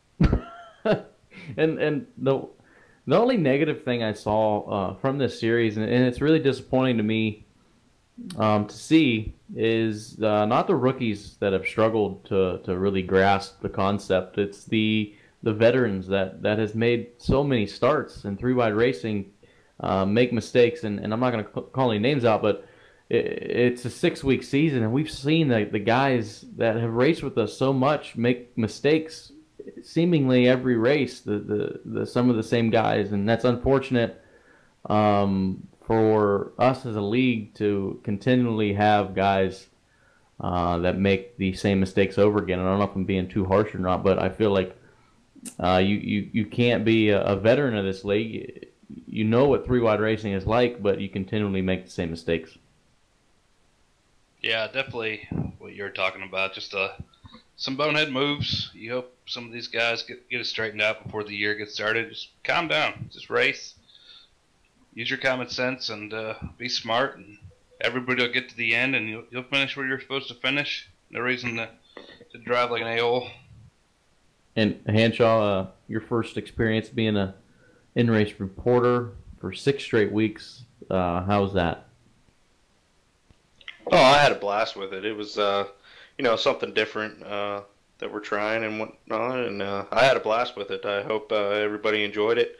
I sure did, and I mean, this whole DD series that we had, I feel that the guys that were in it, good quality drivers throughout the field. Yeah, I mean, we all make mistakes and whatnot, but I felt that the racing was very competitive. Front to back and throughout all the tracks that we've been to, and this race tonight was just a blast. I enjoyed it. It was just awesome racing, and I wish we could have pulled it out, but so close. 4/100ths of a second. Yeah, I should have side drafted a little more. That's all right. You live and you learn. Yep, but I got the lead. I did get the lead, I think, my first couple laps on asphalt. And asphalt, we mentioned that, yeah. Yeah, so that... Oh, nice. Richard Coinder misses the outsider. Ah, Mrs. Outsider, yeah. Yeah, she's hot. Woo wee. But All right. yeah, Yeah. it was fun. It was good experience I got for the trucks and A cars coming up. So it'll be fun. Well, guys, it's a sad moment, but also it's. Oh, not yet. You don't even want it then yet.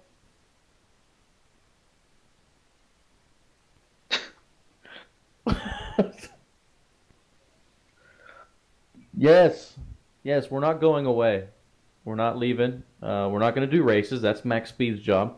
Max Speed's job is to do the Truck Series, Cup Series. But 3 Wide is going to put on some podcasts, probably bi-weekly. We're not going to do it every week because that gets old and nobody watches.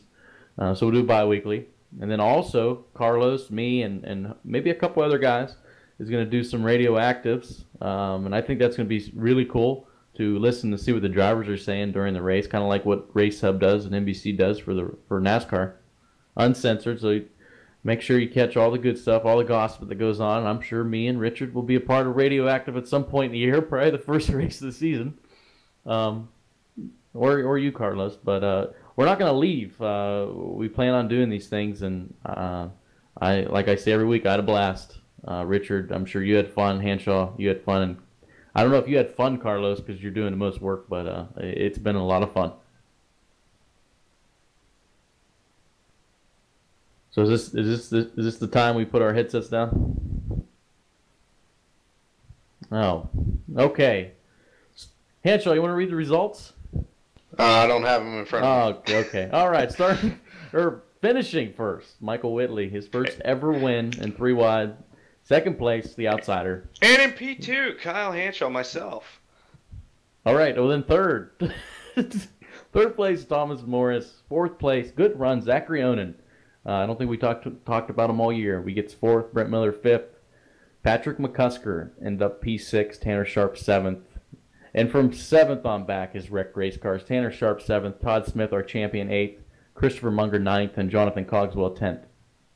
Luis Salmaso, our runner-up, finished in 11th, Hines 12th, Teal 13th, Wilson 14th, Webb 15th. Third place in points, Tate Lightle 16th. Frank Sims the 4th, everybody. Hopefully we see Frank Sims in the Trucks or Cup Series. I just like saying Frank Sims the 4th. Chad Brown 18th, Chad Frankenfield 19th, Matt Hackathorn 20th, 3 laps down. Here's the guys that probably didn't finish the race. Mike Stevens 21st, Nick Miller 22nd, Zielinski 23rd, Trevino 24th, Rucker 25th, and Josh Personette rounding out the field in 26th. And that's it. This is where we put our headsets down, and finally me, Richard, and Carlos get to actually do some racing. Yeah, it's been fun. What was that, Richard? Yeah. Max, the rally. I was just going to tell everybody it's been fun. Appreciate everybody listening to us, letting us do this, not being too hard on us. Johnny and Carlos done a great job. It's been fun working with them. It's been fun to do. Good racing to call, and look forward to racing you guys this year. Yeah, it's been a blast working with you, Richard. I found like I just kind of set you up for failure, and you always seem to pass the test because you have no clue what I'm saying. So it was fun working with all you guys, and I'll miss it, but hopefully we might do it next year. I hope we have a DD series next year, and we'll see all you guys on the tracks. Thanks everybody for watching. Yeah, appreciate it, everybody.